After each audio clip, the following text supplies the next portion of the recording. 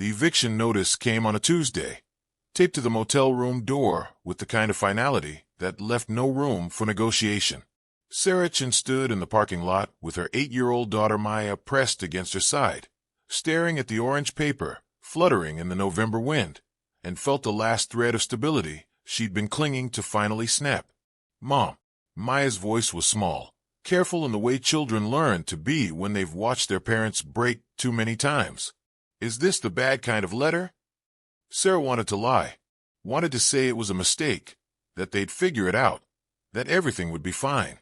But Maya had already seen too much truth in her short life to believe comfortable fiction anymore.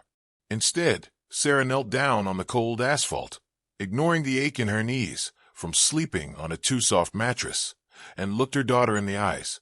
"Yeah, baby. It's the bad kind."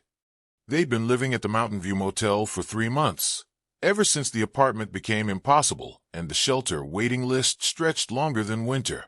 Sarah had been working double shifts at the diner, saving every dollar she could scrape together, but the motel cost more per week than rent used to, and tips had been thin lately. Everyone was struggling. No one had extra money to leave on greasy tables. Before we continue, tell us where you're tuning in from. And if this story is touching you already, make sure you're subscribed. I've got something extra special saved for tomorrow. Maya pressed her face against Sarah's shoulder, not crying. She'd learned not to cry about things they couldn't change, just breathing quietly, absorbing another blow the way she'd absorbed all the others. Sarah held her, feeling the fragile weight of her daughter's body, feeling the responsibility crushing down on her shoulders, like the gray sky pressing against the mountains that ringed the valley. She had failed. Again. The thought tasted like ash, familiar and bitter. Failed at marriage when David left 3 years ago. Failed at keeping the house they bought together. Failed at every job that had promised stability, but delivered pink slips instead. And now she was failing at the most basic thing a mother could do, keeping a roof over her child's head. "We'll figure it out," Sarah said, the words automatic hollow. "We always do." But Maya pulled back, her dark eyes too knowing for 8 years old. "Where are we going to sleep tonight?" Sarah didn't have an answer. The car, a 15-year-old Honda with a check engine light that had been on for 2 months, was parked 3 spaces away, packed with everything they owned. 2 suitcases, a box of books Maya refused to leave behind, a sleeping bag they'd bought at Goodwill, and a stuffed rabbit named Mr. Whiskers that had been loved nearly bald. Not enough to build a life on. Barely enough to survive another week. That's when her phone buzzed in her pocket. She almost didn't check it. Bill collectors had her number. So did the landlord from the old apartment, still demanding the last month's rent she couldn't pay. But something made her pull it out, made her glance at the screen. Unknown number. She answered anyway, because when you're this close to the edge, you answer everything. "Miss Chen." The voice was male, older, with the careful formality of someone reading from notes. "This is Howard Brennan, attorney at law, calling from Brennan and Associates in Cascade Falls. I've been trying to reach you for several weeks." Sarah's stomach tightened. Lawyers meant debt, meant someone coming after the nothing she had left. "I don't have any money. Whatever this is about." "Miss Chen, I'm not calling about a debt." He paused, the silence heavy with something she couldn't identify. "I'm calling regarding an inheritance." The world seemed to tilt slightly. Maya looked up at her, sensing the shift. "What? An inheritance?" the lawyer repeated. "From Elias Chen, your great-great-grandfather. He passed away in 1885, and his estate has been in probate for, well, it's complicated. But we've finally located his last living descendant. You." Sarah's mind struggled to process the words. Great-great-grandfather. 1885. That was impossible. People didn't leave inheritances that waited 140 years. People didn't even know who their great-great-grandfathers were. "I think you have the wrong person," she said slowly. "My family, we don't have history like that. We don't have anything. I assure you, the documentation is thorough. Elias Chen immigrated from China in 1850, worked on the railroad, and eventually settled in the Cascade Mountains. He built a cabin there, conducted some kind of business. The records are unclear, and died without heirs, or so it was believed at the time. But we've traced the lineage through his brother's family line, and that line leads directly to you." Sarah's hand was shaking. Maya pressed closer, trying to hear. "What are you saying?" "I'm saying you've inherited a property, Miss Chen. A cabin in the mountains above Cascade Falls, sealed since your great-great-grandfather's death. The county has been managing it as unclaimed estate property, but the legal settlement just cleared. It's yours. Completely." The parking lot seemed to spin. A cabin. Property. Something that belonged to her. That couldn't be taken away by landlords or motel managers or the grinding machinery of poverty that had been crushing her for 3 years. "Is it?" Her voice cracked. "Is it livable?" A long pause. "I can't speak to the condition, Miss Chen. No one's been inside since 1885. But it's structurally sound according to the last county inspection. And it's yours free and clear. No mortgage, no liens. The property taxes have been paid from the estate fund all these years." Sarah felt tears burning behind her eyes. She couldn't remember the last time she'd cried from anything other than despair. "Where is it?" "About 30 miles northeast of Cascade Falls, up in the high country. The road is rough, especially this time of year, but it's accessible. I have keys and documentation ready for you whenever you can come to my office." "We can come now," Sarah said immediately. "Right now. It's almost 4 o'clock. The office closes at 5, but—" He paused, and she heard something in his voice shift, something human breaking through the professional distance. "How soon can you get here?" "We're in Millbrook. 45 minutes if I drive fast." "I'll wait for you, Miss Chen. And Miss Chen." Another pause. "I think you should know, there have been some inquiries about the property recently. From historical societies, collectors. People seem very interested in what might be inside that cabin. You may want to be careful about who you tell." The warning sent a chill down her spine, but she pushed it aside. "Thank you. We're leaving now." She hung up and looked at Maya, who was staring at her with an expression caught between hope and fear, like she was afraid to believe anything good could actually happen to them. "Pack everything back in the car," Sarah said, her voice steadier than it had been in months. "We're going to get a house." The drive to Cascade Falls took 43 minutes, Sarah's hands white-knuckled on the steering wheel the entire way, terrified that something would happen. An accident, a breakdown, another disaster, before they could reach the lawyer's office. Maya sat silent in the passenger seat, clutching Mr. Whiskers, watching the mountains grow larger through the windshield. Cascade Falls was the kind of small town that existed primarily for tourists passing through to hiking trails and ski resorts. Main Street was lined with expensive coffee shops and boutique stores, selling handmade soaps and local honey. The kind of places Sarah had stopped being able to afford years ago. She found the lawyer's office above a bookstore, parked in a loading zone because she couldn't spare money for the meter, and took the stairs 2 at a time with Maya's hand tight in hers. Howard Brennan was in his 70s, with white hair and reading glasses on a chain around his neck. His office was cluttered with file boxes and old law books, but his smile was kind when they walked in, breathless and windblown. "Miss Chen, please sit down." He gestured to 2 chairs across from his desk. "And this must be Maya." "Hello, young lady." Maya gave a small wave, her eyes darting around the office, taking in every detail the way she always did in new places, mapping exits and dangers with the hypervigilance of a child who'd learned to be ready for anything. Brennan pulled out a thick folder, its edges worn with age. "Let me start by saying this is one of the most unusual cases I've handled in 40 years of practice. The estate of Elias Chen has been in legal limbo since 1885. He died without a will, without clear heirs, and with a very specific set of instructions left with the county regarding his property." "What kind of instructions?" Sarah asked. The cabin was to be sealed until a direct descendant could be identified and verified. No one was to enter it. The county was to maintain the exterior and pay property taxes from a fund he'd established, but the interior was to remain untouched. Brennan looked at her over his glasses. He seemed to believe someone from his family would eventually come for it. "But that was almost 150 years ago," Sarah said. "How did anyone even know to look for descendants?" "We didn't, not actively. But about 6 months ago, a historian researching Chinese railroad workers in the Cascades, stumbled across Elias Chen's name in some old records. That led to more research, which led to the discovery that the estate had never been properly settled. The historian contacted my firm, and we began the process of tracing the family line. He pulled out a genealogical chart, showing names and dates going back generations. Your great-great-grandfather had a brother who stayed in California. That brother had children, who eventually produced your grandmother, then your father, then you.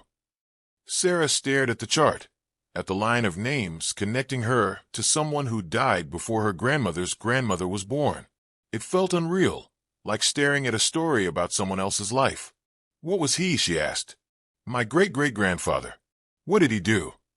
Brennan hesitated. The records are vague. He worked on the railroad initially, like many Chinese immigrants of that era, but after the railroad was completed, he seems to have established himself as some kind of craftsman or inventor. There are mentions in old newspapers of Chen's workshop, but no details about what he created there. And it's all still in the cabin? Everything he made. As far as we know, nothing has been touched since the day he died. The county inspector who examined the exterior in the 1920s noted that the windows and doors were sealed from the inside, with some kind of heavy shutters. It's been that way ever since. Maya spoke up for the first time, her voice quiet but clear. Why did he seal it? Brennan looked at her with the same kind expression he'd given Sarah. That's a very good question. We don't know. But he left a letter with the county clerk to be given to whoever inherited the property. I have it here. He pulled out a yellowed envelope, its seal cracked with age, but still intact. Sarah's hands trembled as she took it, feeling the weight of history in the paper itself. Should I open it now? She asked. That's up to you. But Miss Chen, Brennan's expression grew serious. I meant what I said on the phone. There has been considerable interest in this property. A man named Marcus Hartley, who runs a historical artifact auction house, has called my office 3 times in the last week alone, asking about the estate settlement. He's offered to purchase the property sight unseen for a substantial sum. Sarah's pulse quickened. How substantial? $50,000. The number hung in the air between them. $50,000. Enough to get an apartment, to pay off debt, to build some kind of foundation for Maya's future. Enough to stop running. But Brennan wasn't finished. I advised him that the property wasn't for sale, that it belonged to you now. He became quite insistent. Said he had reason to believe Elias Chen's workshop contained items of significant historical value. He wants access before anyone else can, his words, disturb the site. What kind of items? Sarah asked. He wouldn't say specifically. But Miss Chen, I've been a lawyer long enough to know when someone is hiding their real motivations. Hartley isn't interested in history. He's interested in money. And he thinks there's something in that cabin worth far more than $50,000. Sarah looked down at the envelope in her hands, at the faded ink spelling out, to my descendant in careful, deliberate script. Her great-great-grandfather had sealed a cabin for nearly a century and a half, had set up a fund to keep it preserved, had left instructions that only family could open it. He'd been protecting something. What do I need to do? She asked. Brennan slid a set of papers across the desk. Sign these. The deed will be transferred to your name. The property is yours. He pulled out an old iron key, heavy and ornate, from a drawer. This was left with the original estate documents. I believe it opens the cabin's main door. Sarah signed her name on line after line, her signature shaky but determined. Maya leaned against her shoulder, watching each stroke of the pen as if it were magic, as if these papers could actually transform their lives. When it was done, Brennan handed her the deed, a single sheet of paper that said Sarah Chen owned 12 acres of mountain property and one structure, built 1883, in the high country above Cascade Falls. The road up there is rough, he warned, especially with snow season starting. And Miss Chen, he paused, weighing his words. Be careful. Don't tell anyone what you find until you understand what you have. And if Marcus Hartley contacts you, I'd recommend not engaging with him directly. Let him go through my office. Why? Is he dangerous? Not physically, but he's connected wealthy, and used to getting what he wants. Men like that don't handle disappointment well. Sarah nodded, tucking the deed and key into her jacket pocket with the envelope. "Thank you, Mr. Brennan, for everything." He smiled, but it was tinged with concern. "Good luck, Miss Chen, and call me if you need anything. Anything at all." They bought supplies at a hardware store, flashlights, batteries, a crowbar in case the door was stuck, bottled water, and as much food as Sarah could afford with the $43 left in her wallet. Maya helped carry bags to the car, her steps lighter than they'd been in months, a cautious optimism creeping into her movements. "Are we really going to live in a cabin?" she asked as they loaded everything into the trunk. "I don't know, baby. We need to see what it's like first. It's been sealed for a very long time. It might not be safe. But if it is safe, we could stay." Sarah looked at her daughter, at the hope blooming in those dark eyes, and felt something crack open in her chest. "If it's safe, we'll stay. I promise." They drove out of Cascade Falls as the sun was setting, following the directions Brennan had written out on a note card. The road climbed steadily into the mountains, paved at first, then gravel, then barely more than 2 ruts winding through dense forest. Snow dusted the ground in patches, and the temperature dropped with every mile of elevation gain. Sarah's car struggled with the incline, the engine whining in protest, but it pushed forward, grinding up switchbacks and over ridgelines. After an hour of climbing, the trees opened into a small clearing, and there, pressed against the slope like it had grown out of the mountain itself, stood the cabin. Sarah stopped the car and stared. It was larger than she'd expected, 2 stories with a steep-pitched roof, and a stone chimney rising from one end. The wood had weathered to a silvery gray, and the windows were indeed shuttered, heavy iron panels bolted across every opening. But it looked solid, intact, as if time had passed around it without quite touching it. "Wow," Maya breathed. Sarah turned off the engine, and the silence of the mountains settled over them like a blanket. No traffic noise, no voices, no sounds of civilization at all. Just wind moving through pine trees, and the distant call of a raven. She pulled out the envelope Brennan had given her and opened it carefully. Inside was a single sheet of paper, the handwriting beautiful and precise, despite being written over a century ago. "To the one who comes after. If you are reading this, you carry my blood and my burden. I have built a life here in this new land, far from the country of my ancestors, and in doing so I have created things that should not be lost, but also should not fall into the wrong hands. Inside this cabin is my workshop, sealed the day I felt death approaching.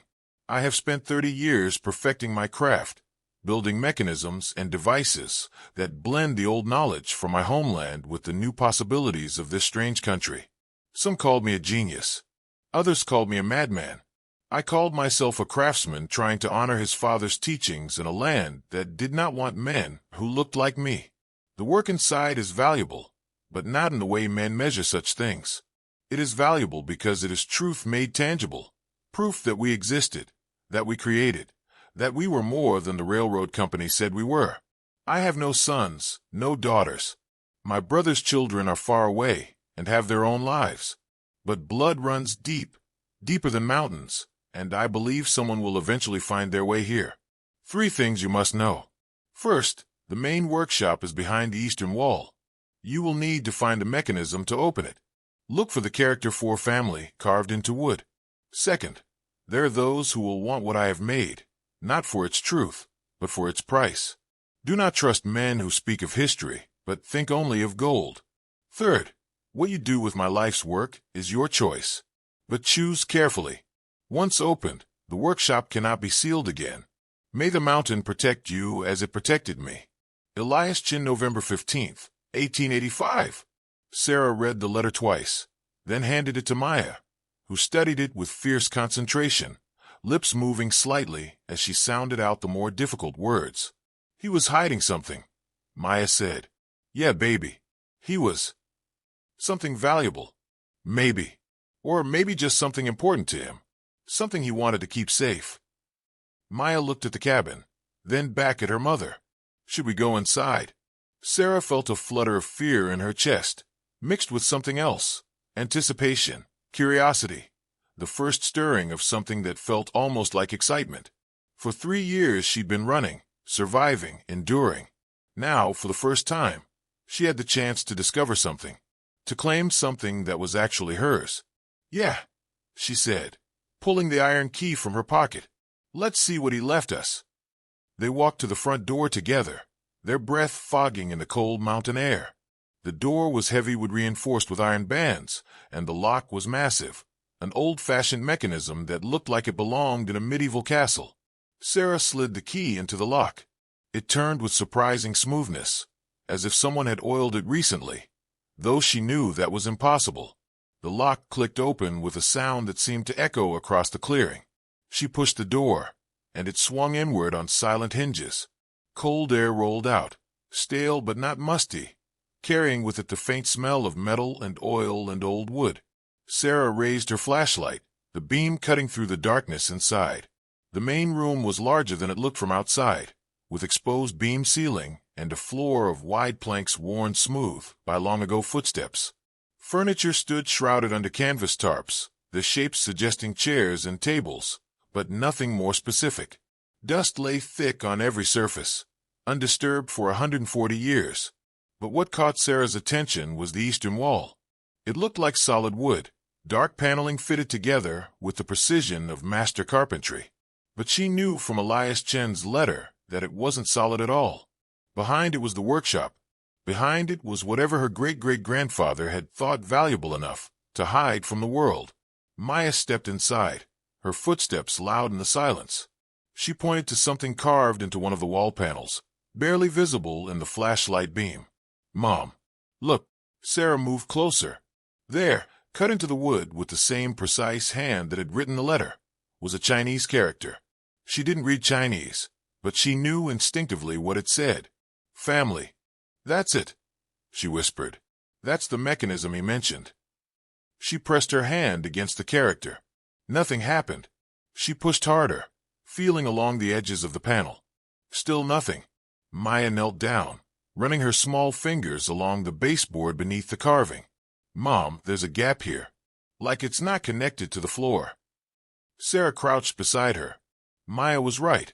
A thin shadow showed where the panel met the floor, a deliberate space rather than natural settling. She wedged her fingers into the gap and pulled. The panel swung outward on concealed hinges, moving smoothly despite its age, revealing a narrow passageway beyond. Cold air rushed out, colder than the cabin's interior, carrying with it the smell of metal and something else, something faintly sweet, like old paper and machine oil. Sarah raised her flashlight and shone it into the passage. The beam reflected off metal surfaces, off glass, off intricate mechanisms that gleamed even under a century's worth of dust. She saw workbenches lined with tools, walls covered with blueprints and diagrams, and everywhere, devices that looked like they belonged in a museum or a steampunk novel, all brass and copper and burnished steel, gears and springs and clockwork mechanisms of impossible complexity. "Oh my God," Sarah breathed. Maya squeezed past her into the passage, fearless in the way only children can be. "Mom, there's so much stuff. What is it all?"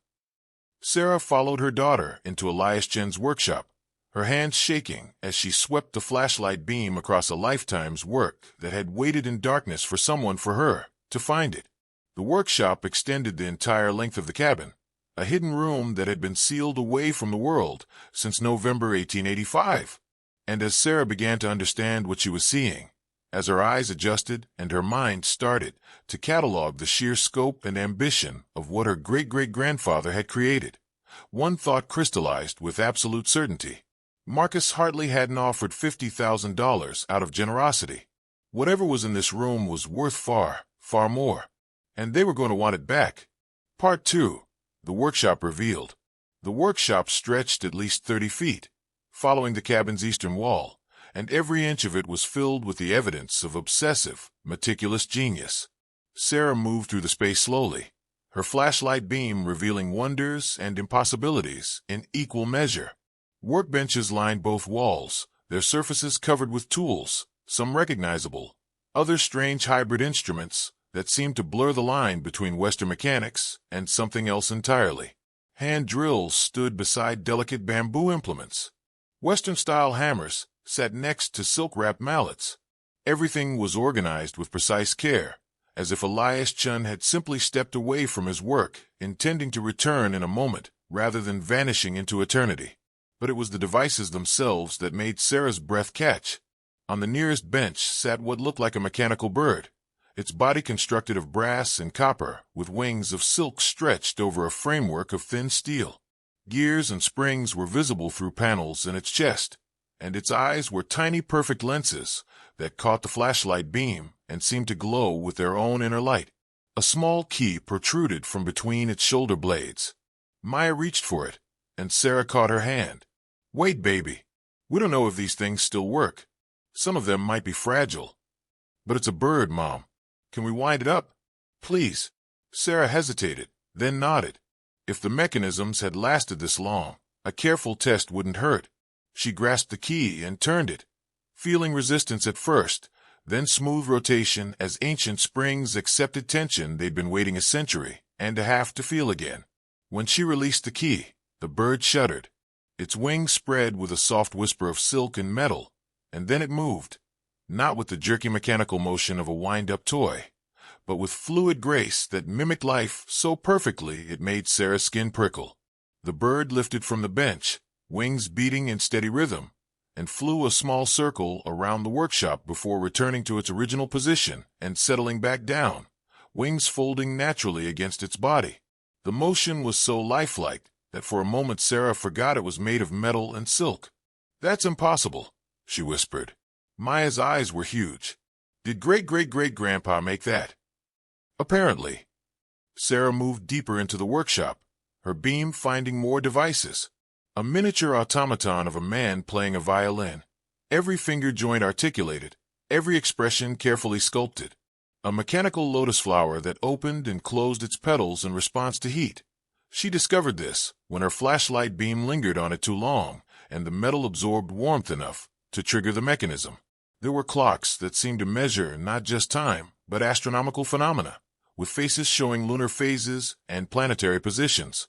There were music boxes that produced sounds she'd never heard before, haunting melodies that combined Western scales with Eastern tones in ways that shouldn't work but did. And there were blueprints, hundreds of them, rolled and stored in brass tubes, hung on the walls, spread across a drafting table. Sarah unrolled one carefully, the paper surprisingly flexible despite its age, and found herself looking at designs for a mechanical calculator of stunning complexity. Decades before such machines would become common, her great-great-grandfather had designed one using gear ratios and spring mechanisms that looked more advanced than anything from its era. "Mom," Maya called from the far end of the workshop. "There's a door here." Sarah joined her. A second door, smaller than the first, was set into the back wall. Unlike everything else in the workshop, this door had no visible lock, no handle, just a smooth wooden surface with another Chinese character carved into the center. She pressed it experimentally. Nothing happened. "Maybe there's a trick to it," Maya said. She began examining the doorframe, running her fingers along the wood. "Like in movies. A secret button or something." Sarah smiled despite her nervousness. Her daughter had watched too many adventure films during their weeks in motel rooms, but right now those movies seemed more relevant than anything from their real lives. She studied the character on the door, wishing she could read Chinese. Chen had clearly used his native language as a security system. Anyone who found the workshop would still face barriers if they couldn't understand the markers he'd left. "What if we need a key?" Maya asked. "Maybe one of these devices is actually a key." Sarah looked around the workshop with fresh eyes. Maya was right. Nothing here was purely decorative. Everything had purpose. If this door required a specific key, it would be somewhere in this room, disguised as something else. She began searching methodically, examining each device more carefully.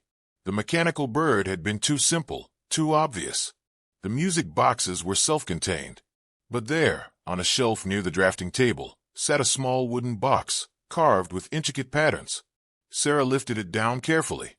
It was heavier than it looked, and when she shook it gently, something shifted inside, not rattling, but moving with deliberate weight. She found a tiny catch on the side and pressed it. The box opened, and inside lay another device. This one looked like a puzzle, a series of interlocking brass rings that could rotate independently, each ring marked with tiny symbols that might have been numbers or characters. In the center was a small cylinder that fit perfectly in the palm of her hand. "It's a lock," Maya said with certainty. "Like a combination lock, but fancier." Sarah turned the device over in her hands. If this was meant to open the second door, there had to be a correct sequence. But without knowing what the sequence was, they could spend hours trying random combinations. Unless she returned to the drafting table and began searching through the papers there more carefully. Elias Chen had been methodical, organized. If he'd hidden a clue to this lock, it would be somewhere logical, somewhere a family member might think to look. Buried under technical drawings, she found a smaller piece of paper, personal rather than professional. It was a letter, written in English in the same precise hand as the note left for his descendants. "My brother, if you are reading this, I am gone. I wanted you to know that I thought of you often during these years in the mountains. I thought of Mother's stories about our ancestors, about the philosopher who said that family is the root and the branch, the seed and the flower. I have built something here that honors those stories. When you teach your children about where they came from, remember that we were more than laborers. We were scholars and craftsmen, inventors and artists. We carried our civilization with us even when others try to make us forget. The character for family has 8 strokes. The character for heart has 4. Together they show what matters. I hope your children grow strong. I hope they remember. Your brother Elias." Sarah read it twice, her throat tight. 8 strokes. 4 strokes. She looked at the brass puzzle in her hands and began counting the rings. 8 outer rings. For inner rings that moved independently. She rotated the outer rings 8 times each. A complete revolution. Then she rotated the inner rings 4 times each. As the last ring clicked into place, she felt something shift inside the mechanism. The central cylinder extended slightly, and the entire device grew warm in her hand. "Mom, it's glowing," Maya whispered. She was right. A faint light emanated from the symbols on the rings, a pale blue luminescence that seemed impossible for something mechanical. Sarah carried the device to the locked door and pressed it against the character, carved there. For a moment, nothing happened. Then the light from the puzzle spread across the door's surface like water, tracing the character's strokes in brilliant blue. The wood seemed to hum, a low vibration that Sarah felt in her bones rather than heard with her ears. The door swung open silently. Beyond it was a smaller room, barely 10 feet square, and unlike the workshop's organized chaos, this space held only 3 items, each positioned with ceremonial care. The first was a journal, leather-bound and thick, sitting on a small wooden pedestal in the center of the room. The leather was embossed with Chinese characters Sarah couldn't read, but the craftsmanship was exquisite. The second was a mechanical device unlike anything Sarah had seen in the workshop. It stood about 3 feet tall, constructed of materials she couldn't identify in the dim light, metals that seemed to shift color as her flashlight beam moved across them, gears that appeared to be made of crystal or glass, but had the weight and solidity of steel. The third item was a painting, hung on the far wall. It showed a mountain landscape, done in traditional Chinese style, with delicate brushwork and subtle colors. But as Sarah's flashlight illuminated it, she saw that it wasn't purely traditional. Woven into the landscape were mechanical elements, hidden mechanisms that made certain parts of the painting appear to move slightly, clouds drifting, water flowing in the painted stream. Maya stepped into the room slowly, drawn to the painting. "It's like magic," she said softly. "Like the mountain is alive." Sarah picked up the journal, handling it with the reverence it deserved. The first page was dated January 1st, 1855. 30 years of work documented within these pages. She couldn't read the Chinese characters that filled most of the entries, but scattered throughout were English notes, observations, designs. One entry, dated 1883, was entirely in English. "The synthesis is nearly complete. 28 years I have worked to combine what my father taught me in Guangdong with what I have learned in this new land. The Americans believe their machines and our ancient knowledge are separate things, that Western science and Eastern philosophy cannot share the same space. They are wrong.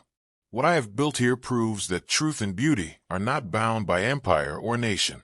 The mechanisms in my workshop would astound the engineers who refuse to see me as anything but a laborer. The automata would command prices that would make the merchants who called me Chinaman choke on their words.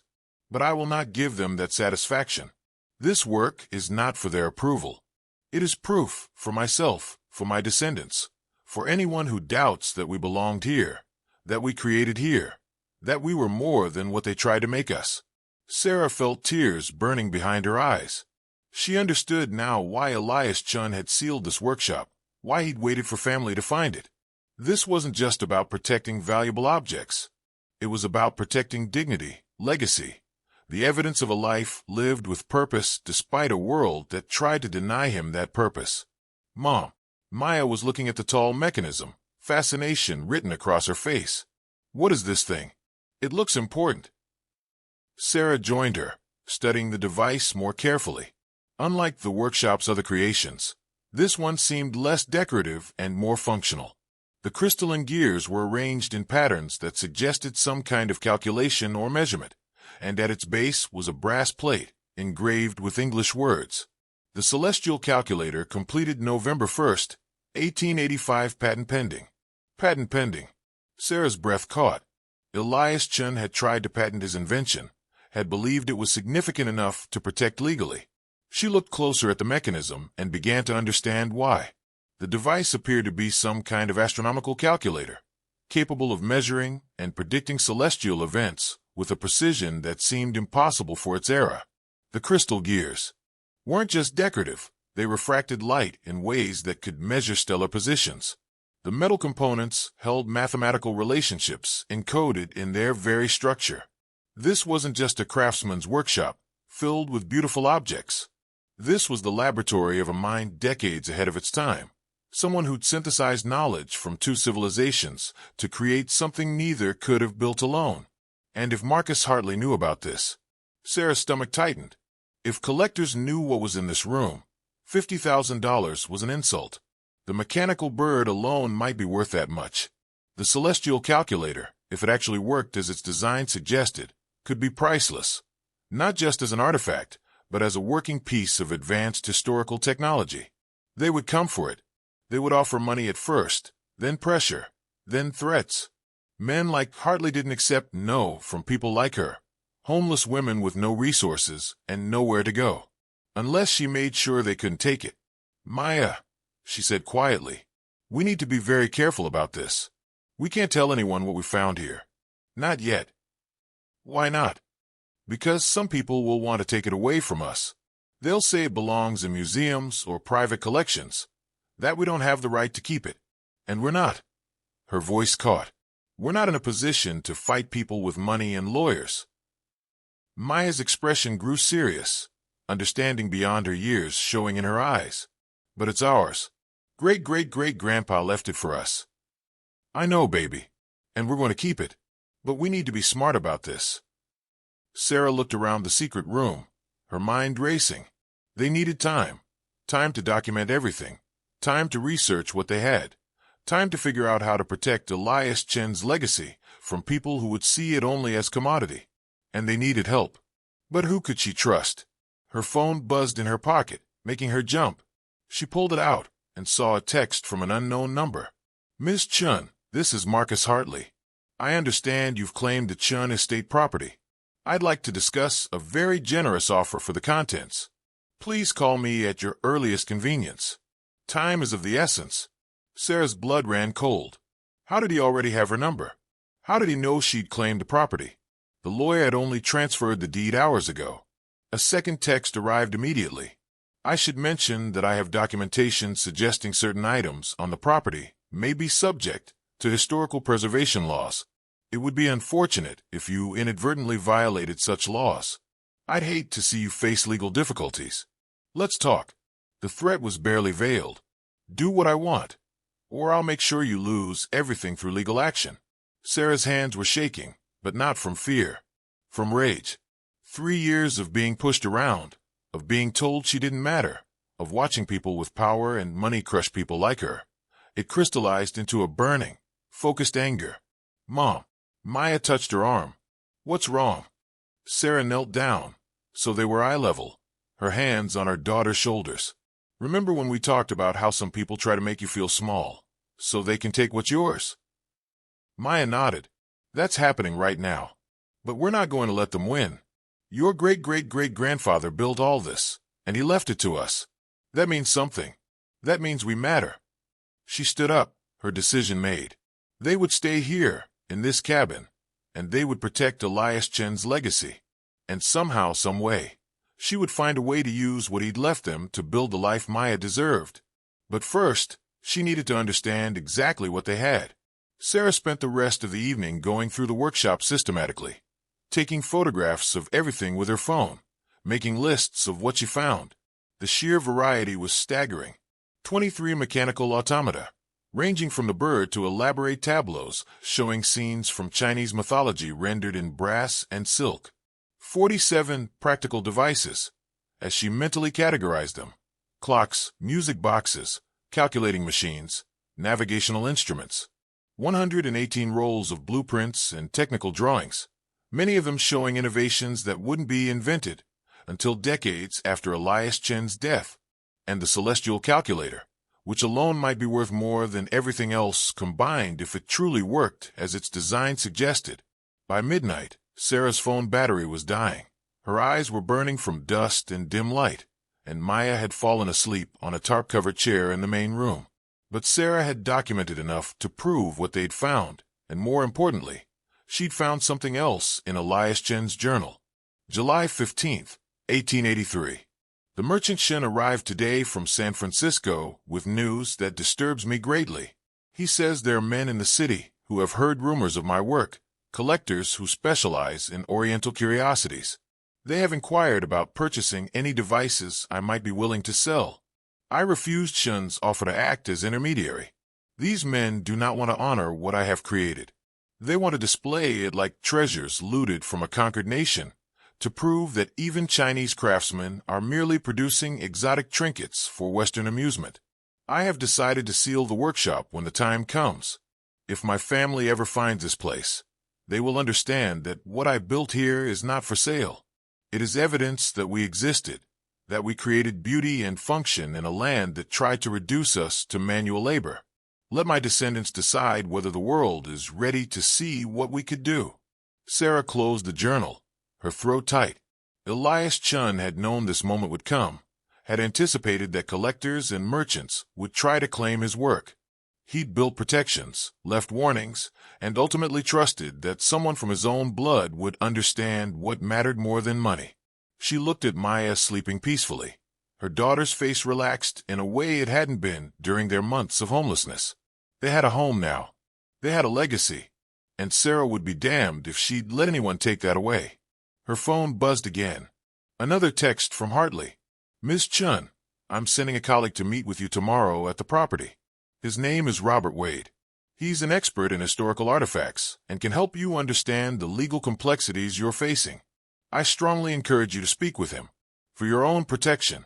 Sarah deleted the message without responding. Then she sat down and began composing a different message, this one to Howard Brennan. Mr. Brennan, I need your help. Marcus Hartley is threatening legal action regarding the cabin's contents. I've documented everything inside. You need to see this. How soon can you come to the property? The response came within minutes. I can be there first thing tomorrow morning. Don't let anyone else into that cabin until I arrive. And Miss Chen, whatever you do, don't sign anything Hartley or his people offer you. I mean that. Nothing. I'll explain when I see you. Sarah set down her phone and walked to the workshop entrance. The mechanical bird sat where she'd left it after winding it up. In the dim light from her flashlight, its brass feathers gleamed softly, beautiful and impossible, proof that her great-great-grandfather had been extraordinary. I won't let them take this, she said to the empty room, to the ghost of Elias Chen, to herself. I promise. From the main room, Maya stirred in her sleep, murmuring something Sarah couldn't quite hear. Sarah turned off her flashlight to save the battery and stood in darkness that wasn't quite complete. Faint starlight filtered through gaps in the shuttered windows, just enough to navigate by. Tomorrow would bring confrontation, pressure, the full weight of people who believed money could buy anything. But tonight, in this cabin that had waited 140 years for them to arrive, Sarah Chen and her daughter were home, and that was worth fighting for. Part 3. The Evaluator. Sarah woke to the sound of an engine grinding up the mountain road, straining against the grade and the rough terrain. She was instantly alert, moving to the window and peering through a gap in the shutters without opening them fully. A black SUV with tinted windows crept into the clearing, expensive and out of place among the pines and snow. It parked near her battered Honda, emphasizing the contrast between their worlds. "Maya," Sarah whispered, shaking her daughter gently. "Wake up, baby. We have visitors." Maya sat up, rubbing her eyes, still wearing yesterday's clothes. They both were. Sarah had been too exhausted to do more than collapse onto the tarp-covered furniture after finishing her documentation. The SUV's door opened, and a man in his 50s emerged, wearing a wool coat that probably cost more than Sarah's car. He was tall, silver-haired, with the practiced confidence of someone used to being the most important person in any room. He approached the cabin door and knocked, 3 sharp raps that echoed with presumption. Sarah took a breath, squeezed Maya's hand, and opened the door. "Miss Chen." The man's smile was professionally warm, extending a hand. "Robert Wade. Marcus Hartley asked me to come speak with you about the incredible discovery you've made." Sarah didn't take his hand. "Mr. Brennan, my lawyer, will be here within the hour. I'd prefer to wait until he arrives before discussing anything." Wade's smile didn't falter, but something flickered in his eyes, irritation carefully masked. Of course. Though I should mention I'm not here in any adversarial capacity. I'm simply an expert in historical artifacts, and Marcus wanted to ensure you understood the significance of what you've inherited." "I understand the significance just fine." "With respect, Miss Chen." Wade's tone shifted, becoming more condescending. "This property has been sealed since 1885. There are protocols for handling historical sites of this nature. Federal laws about artifact preservation. It would be unfortunate if items of cultural significance were damaged due to improper handling." "Nothing's been damaged." "I'm glad to hear that. But surely you can understand the concern. This isn't just your family heirloom. This is American history. Chinese American history, specifically. These artifacts belong to the cultural heritage of an entire community." Sarah felt her jaw tighten. The argument was slick, almost reasonable on the surface, but it reeked of the same paternalistic bullshit she'd heard from social workers and bureaucrats her entire adult life. People telling her what was best, what she should do, how she couldn't possibly manage her own affairs without their guidance. "My great-great-grandfather sealed this workshop specifically so it would pass to his family," Sarah said evenly. "Not to collectors, not to museums, to us. That was his choice. It's documented." Wade's expression hardened slightly. "Miss Chen, I don't think you fully grasp the position you're in. Marcus Hartley is prepared to offer you $200,000 for the cabin's contents. That's a life-changing sum for someone in your—" He paused delicately. "Circumstances." The contempt behind that pause was barely hidden. "Someone in your circumstances. Code for poor, homeless, desperate. Someone who should be grateful for any offer, who should know better than to stand in the way of people who actually mattered." Before Sarah could respond, another engine sound filled the clearing. Howard Brennan's sedan pulled in behind the SUV, and the lawyer emerged quickly, his expression sharp. "Mr. Wade," he said, his voice carrying across the clearing.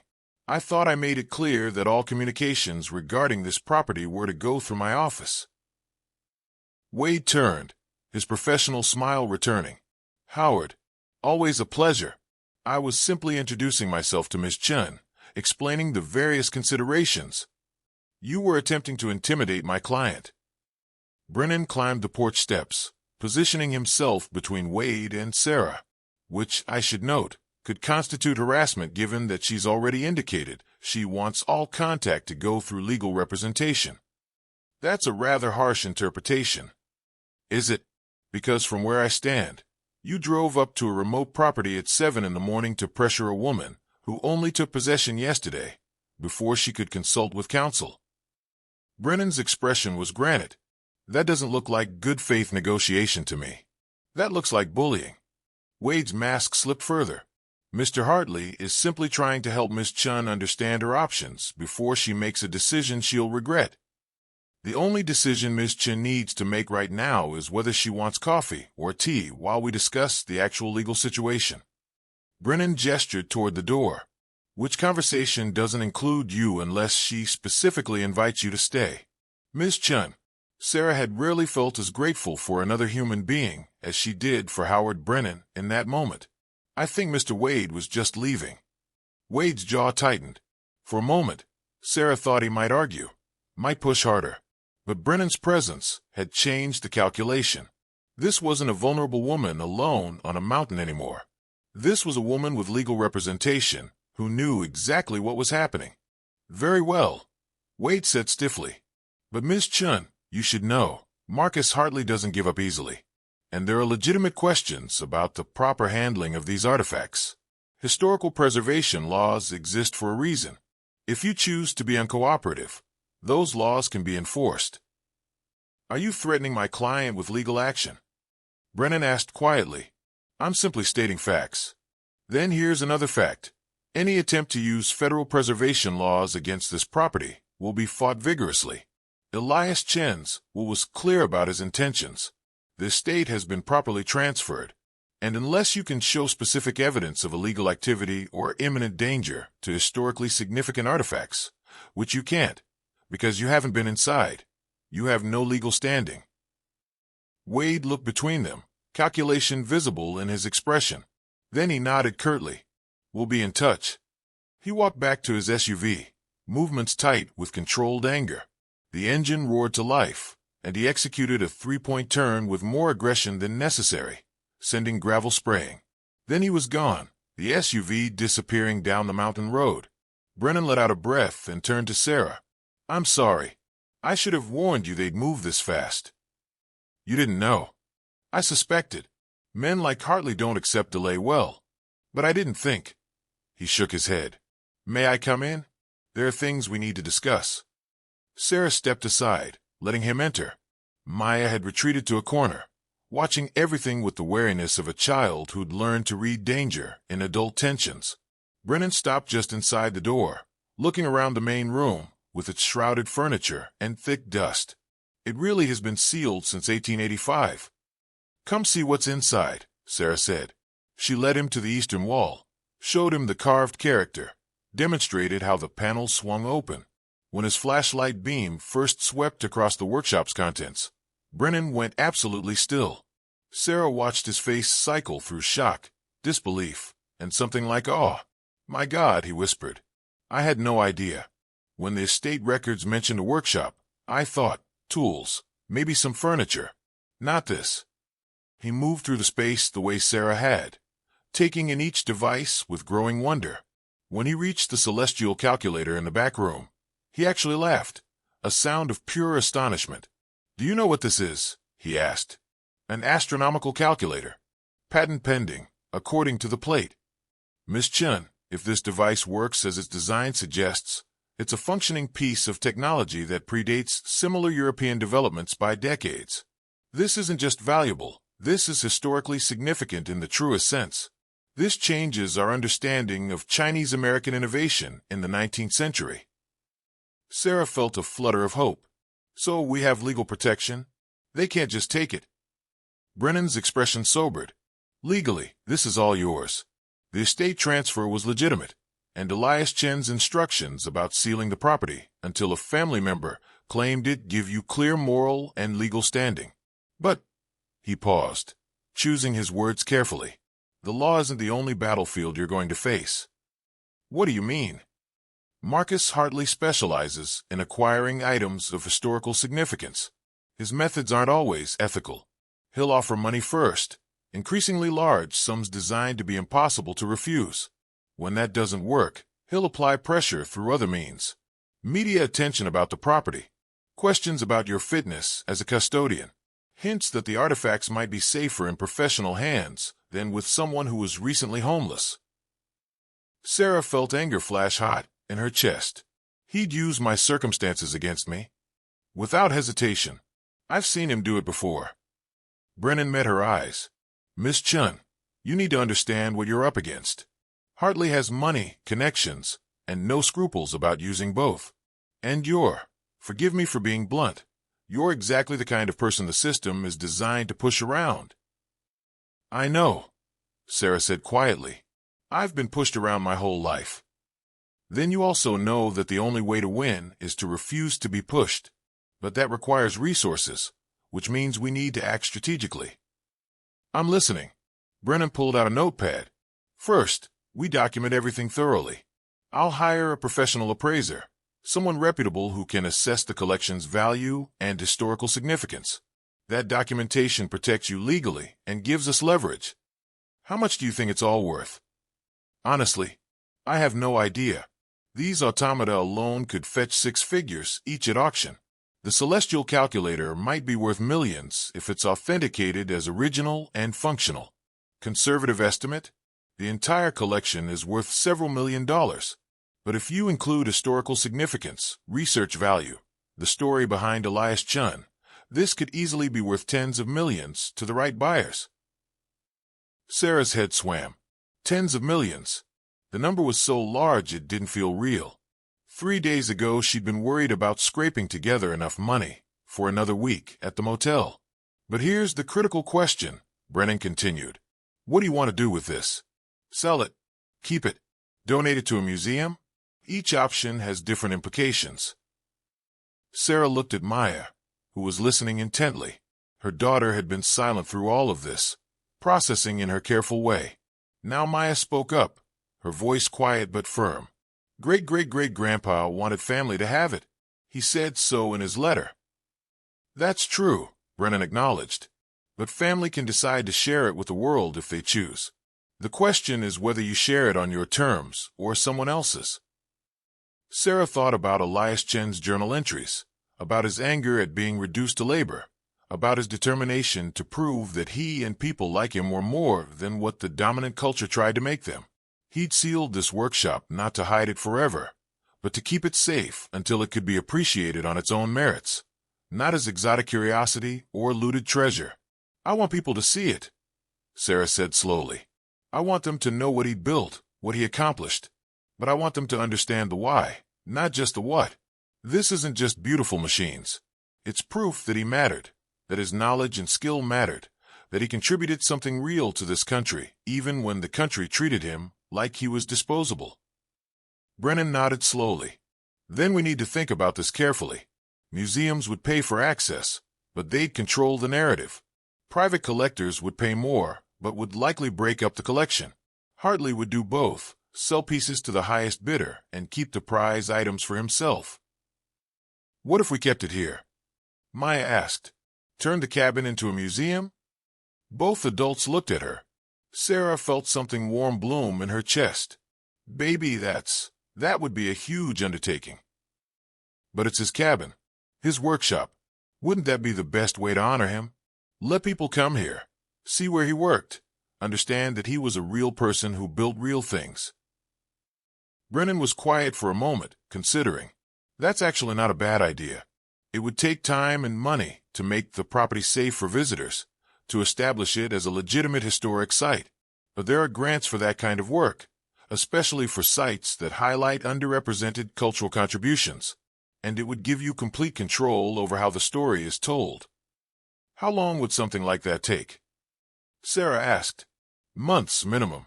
Maybe a year or more to do it properly. You'd need to establish a foundation or nonprofit to manage it, get the property certified as a historic site, create educational materials. He paused. It's not a quick path to financial stability. Sarah thought about the eviction notice that had started all this, about the $43 in her wallet, about 3 years of desperation and survival. The smart thing would be to sell at least some of the collection, to take enough money to build security for Maya's future. But she thought about Elias Chen writing in his journal that he wouldn't give collectors the satisfaction of reducing his work to price tags and auction lots. She thought about his determination to leave something that proved his existence mattered beyond what others wanted to make of it. If you're hooked on this story, make sure to subscribe and turn on notifications so you never miss an upload. Your support means everything and helps me bring you more incredible mountain stories like this one. How much would we need to live on while setting up a museum? Sarah asked. Enough to not be homeless, to keep Maya in school, to have basic stability. Brennan calculated. Between living expenses, property maintenance, initial legal and administrative costs, probably $40,000 to $50,000 for the first year. More if you want to start renovations on the cabin. Sarah looked around the workshop, at devices worth millions, sitting in dust and darkness. If we sold one piece, just one, could we raise that much? Easily. The mechanical bird alone would fetch that at auction. But Miss Chen, if you start selling pieces, Hartley and others like him will see blood in the water. They'll push harder, offer more, try to convince you to sell the next piece, and the next, until the collection is broken up.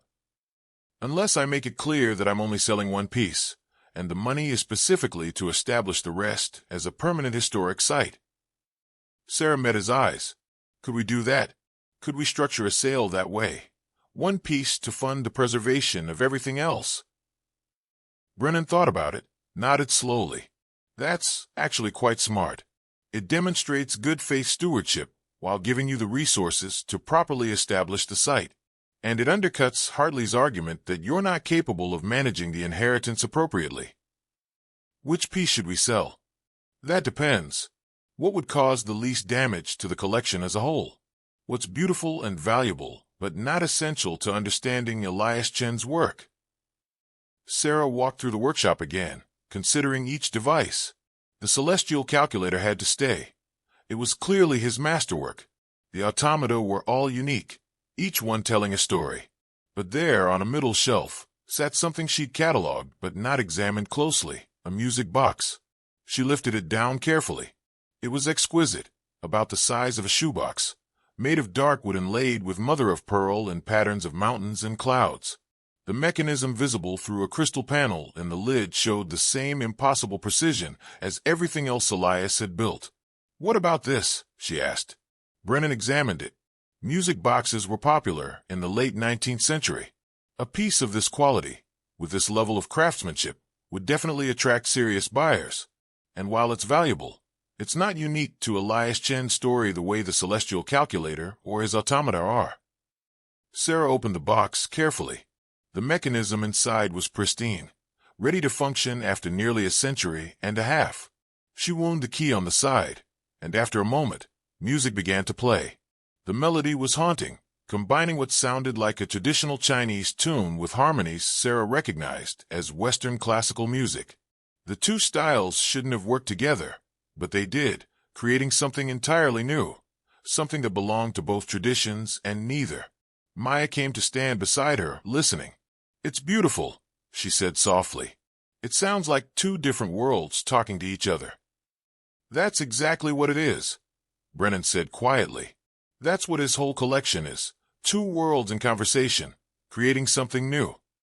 Sarah closed the music box, her decision made. "This one, we sell this one, and we use the money to establish the rest as a historic site, the Elias Chen Museum, a place that tells his story and preserves his work." "It's going to be difficult," Brennan warned. "Hartley won't give up, and there will be others who try to acquire pieces, who question your decisions, who think they know better than you what should be done with this inheritance. Let them try."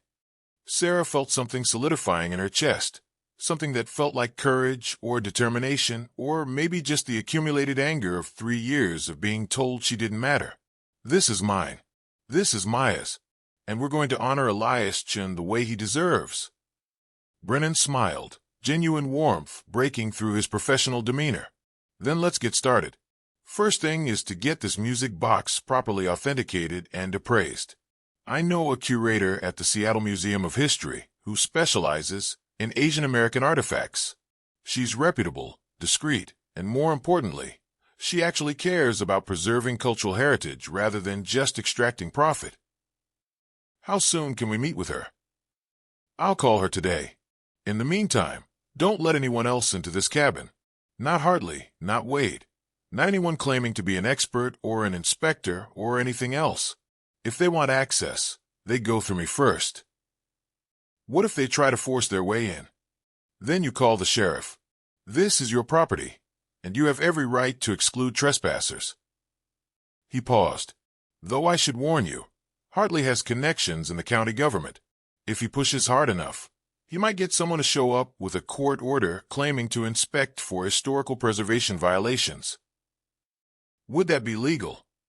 Technically, if there was genuine concern about artifacts being damaged or destroyed, but it would be a pretense, a way to get inside and assess what you have. We'd fight it, but it might take time to get a judge to see through the maneuver. Sarah felt exhaustion creeping back in. Every step forward seemed to reveal 10 more complications. But she'd been fighting bureaucracy and systems and people with power her entire adult life. At least now she was fighting for something worth protecting. We'll deal with it, she said. Whatever comes. Brennan packed up his notes, promised to call with an update soon, and headed back down the mountain. Sarah watched his car disappear into the trees, then turned to find Maya standing in the workshop entrance, looking at the celestial calculator with intense focus. What are you thinking about, baby? Great-great-great-grandpa was really smart, Maya said. Like genius smart. But everyone just saw him as someone who built railroads. Yeah. Do you think that happened because he was Chinese? Because he looked different from other people here? Sarah knelt beside her daughter, choosing her words carefully. I think that was part of it. People made assumptions about what he could do based on where he came from, what he looked like. They didn't take the time to see who he really was. That's not fair. No, it's not. Maya was quiet for a moment. Mom, do people make assumptions about us? Because we were homeless. Sarah's throat tightened. Sometimes. Sometimes people look at us and think we must have done something wrong, must have made bad choices, must not deserve better. They don't see all the things that happened that weren't our fault, all the times we were just unlucky or the system failed us. But great-great-great-grandpa showed them they were wrong. He built all this even though they didn't believe in him. He did. So we can do that too. We can show them they're wrong about us. Sarah pulled Maya into a hug, feeling tears sting her eyes. Her daughter had been through so much, had absorbed lessons about injustice and resilience that no 8-year-old should have to learn. But she'd also developed an understanding of dignity and worth that would serve her well. Yeah, baby, we can show them. They spent the rest of the morning cleaning the cabin, making it livable. The furniture under the tarps was surprisingly well preserved, a table, chairs, a bed frame, all built with the same careful craftsmanship as the workshop devices. Sarah found linens in a cedar chest, musty but intact, and hung them outside to air in the cold mountain breeze. Maya discovered a wood stove in the corner, its cast iron surface, dulled with age, but structurally sound. Sarah found wood stacked under a tarp on the porch, left there by Elias Chen 140 years ago, and surprisingly dry thanks to the tarp seal. She built a fire, and warmth began to fill the cabin for the first time in over a century. By afternoon, they had a functioning living space. Basic, sparse, but theirs. Maya spread her sleeping bag on the bed they'd assembled, arranging her few books on a shelf. Sarah set up their camping supplies in the kitchen area, making an inventory of what food they had and what they'd need to buy. They were down to their last $20. But for the first time in 3 years, Sarah wasn't panicking about money. They had shelter. They had something valuable they could sell if necessary. They had a future that wasn't just survival. Her phone buzzed. A text from an unknown number. Miss Chen, this is Dr. Patricia Wong from the Seattle Museum of History. Howard Brennan asked me to contact you about the Chen estate. I'd be honored to help authenticate and appraise the collection. I can be at the property tomorrow if that works for you. This discovery sounds incredibly significant. I'm very excited to see it. Sarah read the message twice, then replied, Tomorrow works. Thank you. A second text arrived from Brennan. Dr. Wong is trustworthy. She'll give you an honest assessment without trying to manipulate you into selling to specific buyers. Also, I've started paperwork to establish the Elias Chen Foundation. We'll need to discuss board members and mission statement, but the legal structure should be in place within a few weeks. Sarah set down her phone and looked around the cabin. Yesterday, she'd been evicted from a motel room, homeless and desperate. Today, she was establishing a foundation to preserve her great-great-grandfather's legacy. The shift was so dramatic it felt unreal. "Mom," Maya called from the bedroom. "Can I explore outside?" "Stay close to the cabin. Don't go into the woods alone." "I won't."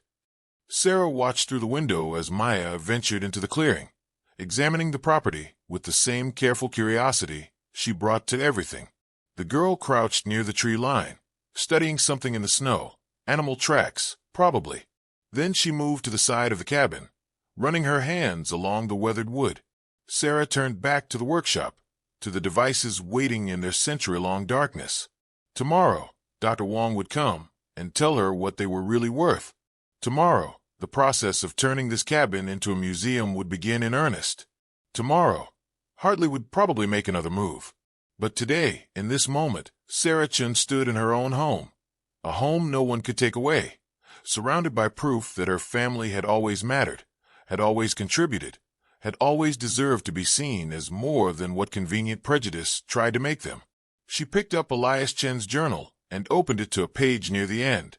October 1885. "I am dying. The doctor in town tells me I have perhaps a month, perhaps 2. My lungs are failing. Consequences of years breathing stone dust and metal filings in poorly ventilated spaces. I have no regrets about the work. Every device I built, every mechanism I perfected, was an act of defiance against those who thought my people belonged only in ditches and tunnels. We built their railroad. We died building it. And then we built beauty and precision and innovation while they try to forget we existed. I seal this workshop now because I know men will come who want to profit from my work while erasing my name from it. They will call the devices Oriental curiosities and display them as evidence of exotic craftsmanship, never mentioning that they required mathematics and engineering that would challenge any Western inventor. But blood runs deeper than their forgetting. Someone will come. Someone who carries my family story in their bones, whether they know it or not. And when they open this room, they will understand. We were here. We created. We mattered. Let that be enough." Sarah closed the journal gently, her vision blurred with tears. "It's enough," she whispered to the ghost of Elias Chen, to the workshop that had waited so long. "It's more than enough." Outside, Maya laughed at something. Maybe a bird. Maybe just the joy of having space to explore. The sound carried through the cabin walls, bright and unafraid. And Sarah knew, with absolute certainty, that they would protect this place. Not just because it was valuable, not just because it was their inheritance, but because Elias Chen had been right. They mattered, and it was time the world recognized that truth. Part 4, The Authentication. Dr. Patricia Wong arrived at 9 the next morning in a practical Subaru better suited to mountain roads than Wade's SUV had been. She was in her early 40s, with short black hair and the kind of focused energy that came from genuine passion for her work. The moment Sarah opened the door, Dr. Wong's eyes went to the workshop entrance, visible through the open panel. "Mr. Brennan's description didn't do it justice," she said softly. "May I?" Sarah stepped aside. "Please." Dr. Wong approached the workshop like someone entering a cathedral, reverent, careful, overwhelmed. She pulled out a professional camera and a notebook, taking photographs of everything, occasionally pausing to examine a detail more closely, murmuring notes to herself in a mix of English and what Sarah assumed was Cantonese. When she reached the celestial calculator, she stopped breathing. "This is impossible," she whispered. "But it's here," Sarah said. "I mean, the engineering required to build this, the precision. This predates similar European calculators by 50 years. The Chinese astronomical tradition was already sophisticated, but to integrate it with Western mechanical engineering at this level." Dr. Wong pulled out a magnifying glass, examining the crystal gears. "Miss Chen, if this device is authenticated as original, if it actually functions, this is one of the most significant discoveries in Asian American history." "It winds up," Maya offered helpfully. "Mom figured out how to open the door with the puzzle thing." Dr. Wong looked at Sarah with new respect. "You solved the locking mechanism." "Elias left clues. I just followed them. Many people wouldn't have bothered. They would have forced the door." Dr. Wong turned back to the calculator. The fact that you respected his security measures, that you took time to understand what he'd built, that says a lot. She spent 3 hours documenting everything, asking Sarah questions about what she'd found and in what condition.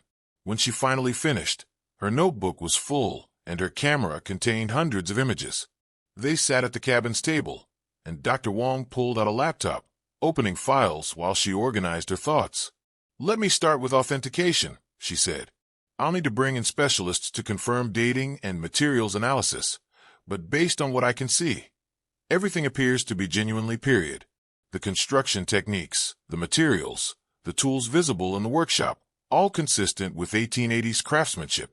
I see no evidence of modern reproductions or forgeries." "So it's real," Sarah said.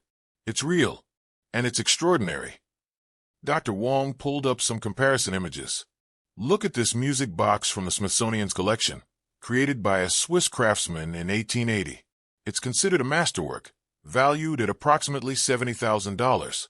Now look at the one you're considering selling." She showed images side by side. Elias Chen's music box was noticeably more sophisticated, more intricate inlay work, more complex mechanism visible through the crystal panel, and the unique fusion of Eastern and Western musical traditions. "Conservative estimate," Dr. Wong said. "Your music box is worth between $150,000 and $200,000 at auction. To the right collector, possibly more." Sarah felt dizzy. The single piece they decided to sell was worth triple what she'd hoped. "But the music box isn't even the most valuable item here," Dr. Wong continued. "The celestial calculator, if it functions as designed, could be worth millions. The automata are each worth 6 figures minimum. The entire collection—" She paused, calculating. "Miss Chen, you're looking at a collection worth somewhere between $20 and $50 million, depending on how it's sold and to whom." The number was so large it didn't feel real. 20 to 50 million. Sarah had been worried about $20 last week. "There's something else you should know," Dr. Wong said quietly. "This collection isn't just valuable in monetary terms. It's culturally priceless. Chinese Americans were systematically excluded from most professions, including skilled trades and academia, during the exclusion era. We have very little material evidence of Chinese innovation and craftsmanship from that period because so much was destroyed or dismissed as insignificant." "But Elias kept his work safe," Maya said. "He did, and in doing so, he preserved proof that Chinese immigrants weren't just laborers. They were inventors, artists, engineers. This collection challenges the dominant narrative about who contributed to American innovation in the 19th century." Dr. Wong looked at Sarah directly. "Which brings us to the difficult question. What happens to this collection?"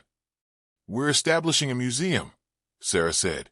"The Elias Chen Foundation, keeping the collection intact in this location, telling his story in his own workshop." Dr. Wong's expression lit up. "That's perfect. That's exactly the right approach. But you understand the challenges you'll face." Mr. Brennan mentioned some of them. "Let me be more specific." Dr. Wong closed her laptop. "Marcus Hartley is going to fight you hard on this. He specializes in breaking up collections like this and selling pieces to private collectors. He makes enormous profits doing it, and he has a reputation for getting what he wants." Mr. Brennan said he's not ethical. "That's putting it mildly. I've seen him use every tactic imaginable: legal threats, media manipulation, even befriending family members to divide them against each other. He'll offer you increasing amounts of money. He'll suggest you're being selfish by keeping the collection private. He'll imply you're not qualified to manage something this important." "Sounds like he's already started," Sarah said, thinking of Wade's visit. "I'm sure he has. But here's what he doesn't want you to know. You have leverage. The academic and museum community would be thrilled to see this collection preserved intact and made accessible for research. If you establish the Elias Chen Foundation properly, you'll have institutional support that Hartley can't easily overcome." "What do we need to do?" Dr. Wong pulled out a folder she'd brought. "I've drafted a preliminary proposal. With your permission, I'd like to bring in colleagues from several institutions: the Museum of Chinese in America, the Smithsonian's Asian Pacific American Center, the California Historical Society. We create a consortium that helps establish the museum, provides expertise and resources, and gives you academic credibility that protects against Hartley's attacks. What's in it for the institutions? Sarah asked. Experience had taught her to be suspicious of people offering help.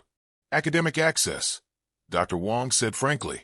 Research opportunities, publications, the chance to study a collection that's been sealed for over a century. But the collection stays here, under your control, with the foundation managing how it's accessed and displayed. The institutions would be partners, not owners. And if I sell the music box to fund a museum? I think that's smart. It demonstrates good stewardship while giving you financial runway. The right buyer would pay at least $150,000 for it, possibly more at auction. That's enough to establish the foundation, begin property renovations, and support you while the museum is being developed. Sarah looked at Maya, who was listening intently to every word. What do you think, baby? I think great-great-great-grandpa would like it, Maya said seriously. People learning about what he made, but it's staying in his house. That feels right. Dr. Wong smiled at her. You're a wise young lady. So how do we start? Sarah asked. First, I photograph and formally document the music box for sale. I have connections with several reputable auction houses, not Hartley's people, but established houses that will treat the sale professionally. We set a reserve price to ensure it doesn't go too cheap. What about the rest? I'll begin the process of getting formal authentication and appraisals for insurance purposes. Meanwhile, Mr. Brennan establishes the foundation's legal structure. We identify potential board members, people from the Asian American community, historians, educators, people who understand what this collection represents culturally, not just monetarily. How long will all this take? 3 to 6 months to get the foundation properly established. Another 6 months to a year to prepare the property for public access, structural improvements, climate control for artifact preservation, creating exhibits and educational materials. It's not a fast process. But we can live here while it's happening. Maya asked. Absolutely. This is your home. The foundation will eventually own the collection itself for tax and preservation purposes, but the property remains yours. You'd likely become the museum's director, managing daily operations. Sarah tried to imagine it, living here permanently, managing a museum, telling Elias Chen's story to visitors. A year ago, she'd been working at a diner, living paycheck to paycheck. 6 months ago, she'd lost her apartment. 3 days ago, she'd been evicted from a motel. Now she was going to run a museum. The impossibility of it made her want to laugh and cry simultaneously. Okay, she said quietly. Let's do it. All of it. Dr. Wong nodded, professional excitement breaking through her careful demeanor. I'll start making calls this afternoon. In the meantime, Miss Chen, Sarah, if I may, you need to be prepared for pushback. Hartley won't give up, and he has resources. But you also have something he doesn't. What's that? The moral high ground. You're protecting your family's legacy and making it accessible for educational purposes. He's trying to break it apart for profit. When the story gets out, and it will get out, public opinion will be on your side. That matters more than people realize. After Dr. Wong left, Sarah and Maya sat together in the workshop, surrounded by Elias Chen's life work.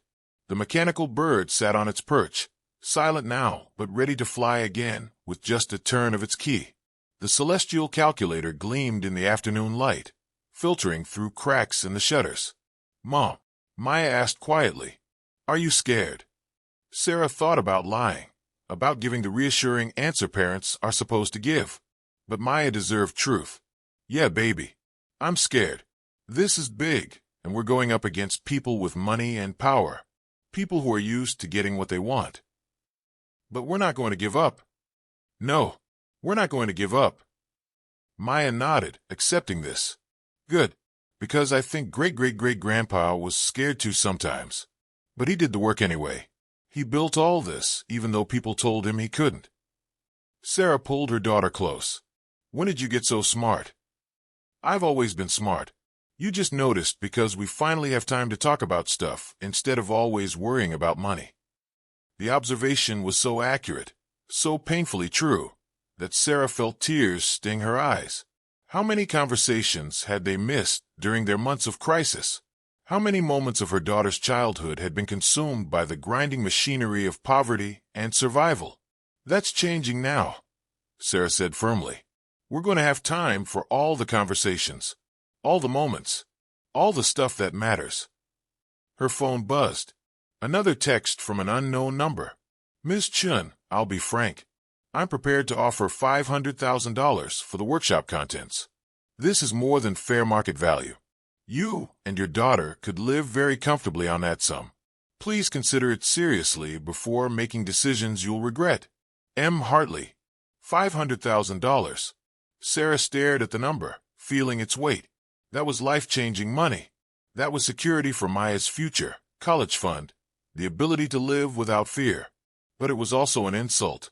If the music box alone was worth up to $200,000, the entire collection was worth far more than Hartley was offering. He was banking on her not knowing that, on her being desperate enough to take the first big number anyone waved in front of her. She deleted the message without responding. A second text arrived immediately. I know you're working with Patricia Wong.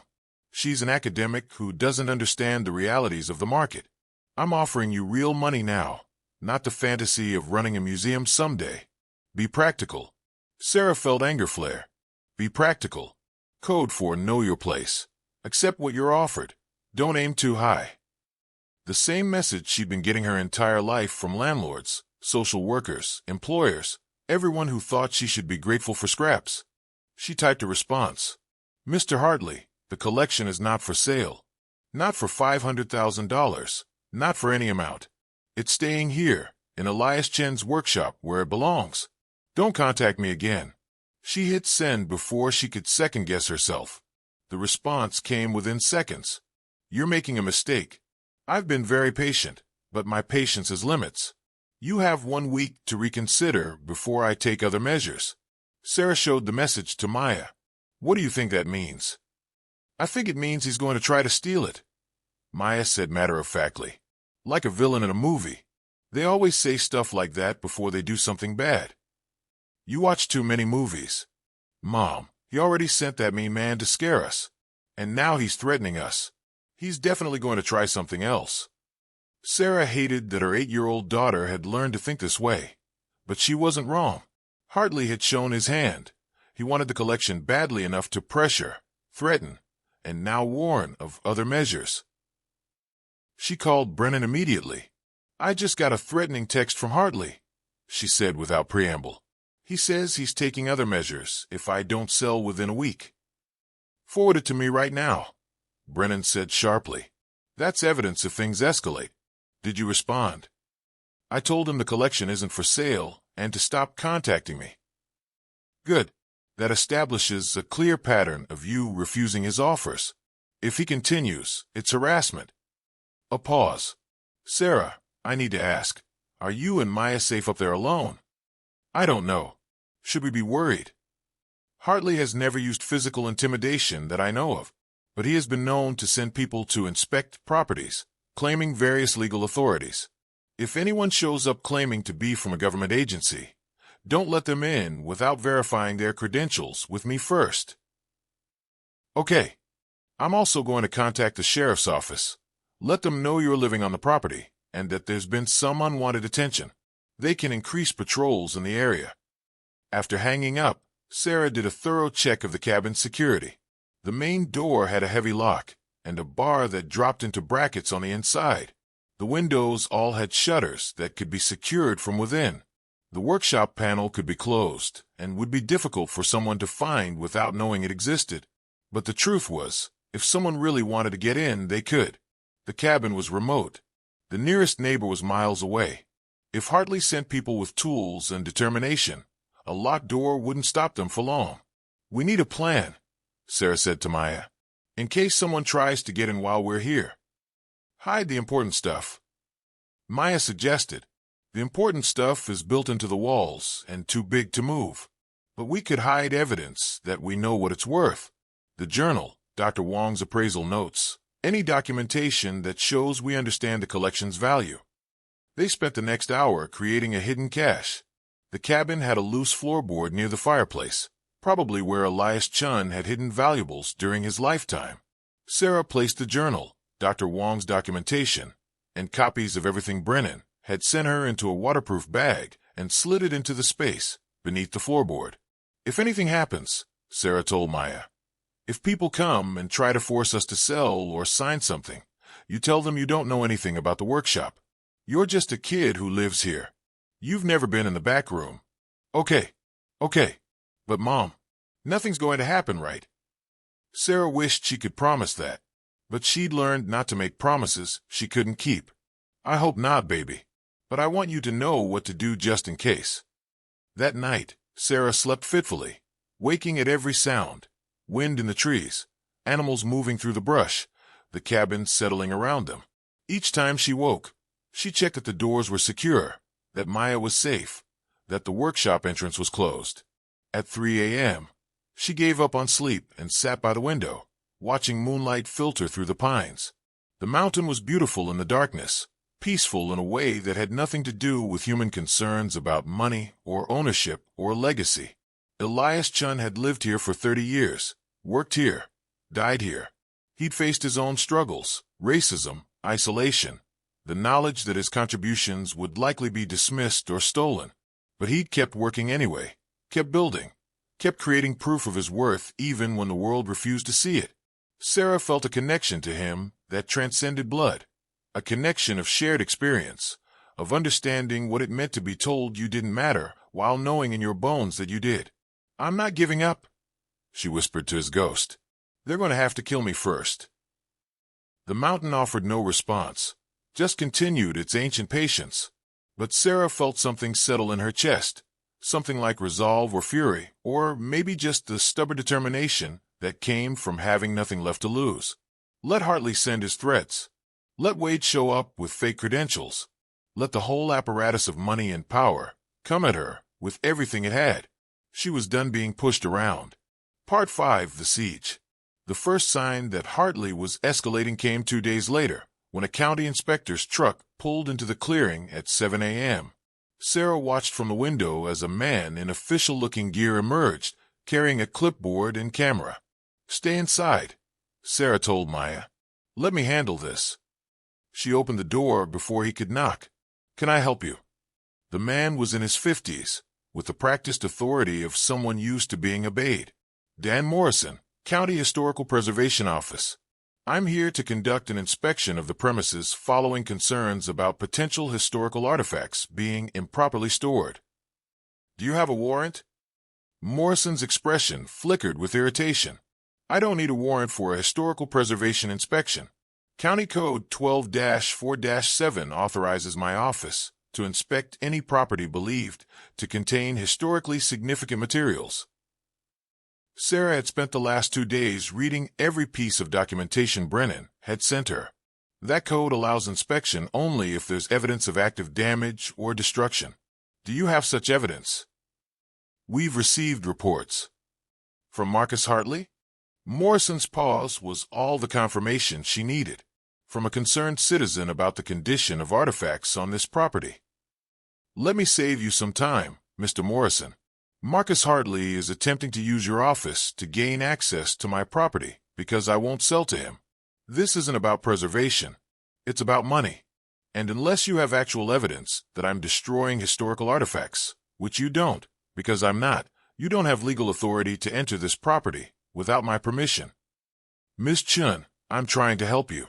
If there are artifacts here that require professional preservation, then I'll hire professionals, which I've already done.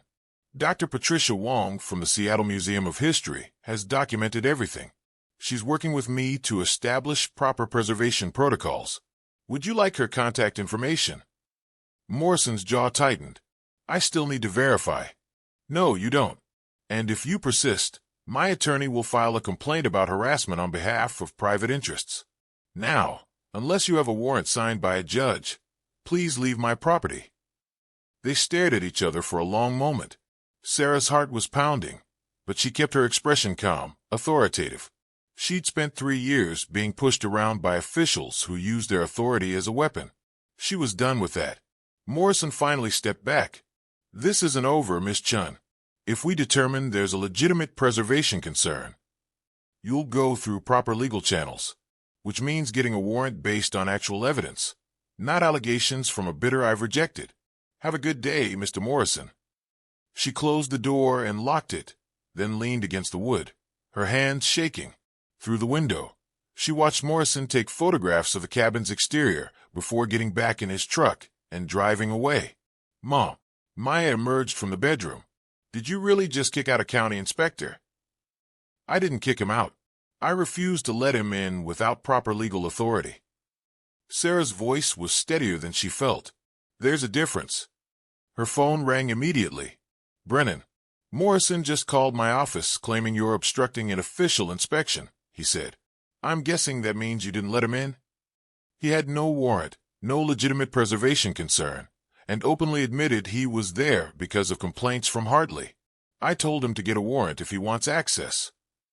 Brennan was quiet for a moment. You did exactly the right thing. But Sarah, this is Hartley applying institutional pressure. Morrison probably owes him favors. The next step will be trying to get a judge to issue an actual warrant based on Morrison's report that you're being uncooperative. Can they do that? They can try. But we'll argue that you're actively working with Dr. Wong to preserve the collection properly, which undercuts any claim of improper storage. In the meantime, though, you need to document everything. If they do get a warrant, if they do come back with legal authority to enter, you want proof of the collection's condition before they touch anything. I have photos from Dr. Wong's visit. Good. Take more. Video if possible. Show that everything is carefully maintained, that nothing's being damaged. Build your case that you're a responsible steward. After they hung up, Sarah spent the morning photographing and videoing everything again, creating redundant documentation. Maya helped, narrating the videos in her careful child's voice. This is the mechanical bird. It's in perfect condition.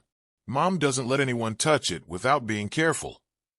By afternoon, Sarah had filled her phone storage and had to transfer files to her laptop. She was organizing them when she heard multiple vehicles approaching. 3 trucks this time.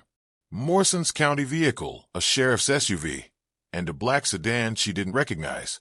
Maya bedroom. Now, don't come out until I tell you. Her daughter obeyed without argument, disappearing into the back of the cabin. Sarah grabbed her phone, made sure it was recording, and opened the door. Morrison emerged from his truck, along with a sheriff's deputy and a woman in an expensive suit who carried herself like a lawyer. Miss Chen, Morrison said, his voice carefully neutral. This is Deputy Williams and Catherine Roth from the county attorney's office. We have a court order authorizing inspection of the premises. The woman, Roth, stepped forward, offering a document. The court has determined there's sufficient cause to examine the property for historical preservation compliance. We're not here to seize anything, just to document conditions. Sarah took the court order and read it carefully. It authorized Morrison to conduct an inspection with law enforcement present to ensure cooperation. It did not authorize seizure of property, forced entry, or removal of any items. I want my attorney present, Sarah said. That's not necessary for a simple inspection, Roth replied smoothly. We'll be quick. Just a visual assessment and photography. I have the right to legal counsel present during any official inspection of my property. County Code 379. Sarah met Roth's eyes. I'll allow the inspection once Mr. Brennan arrives. Until then, you're welcome to photograph the exterior, but you're not entering the cabin. Deputy Williams shifted uncomfortably. Ma'am, this is a legal court order.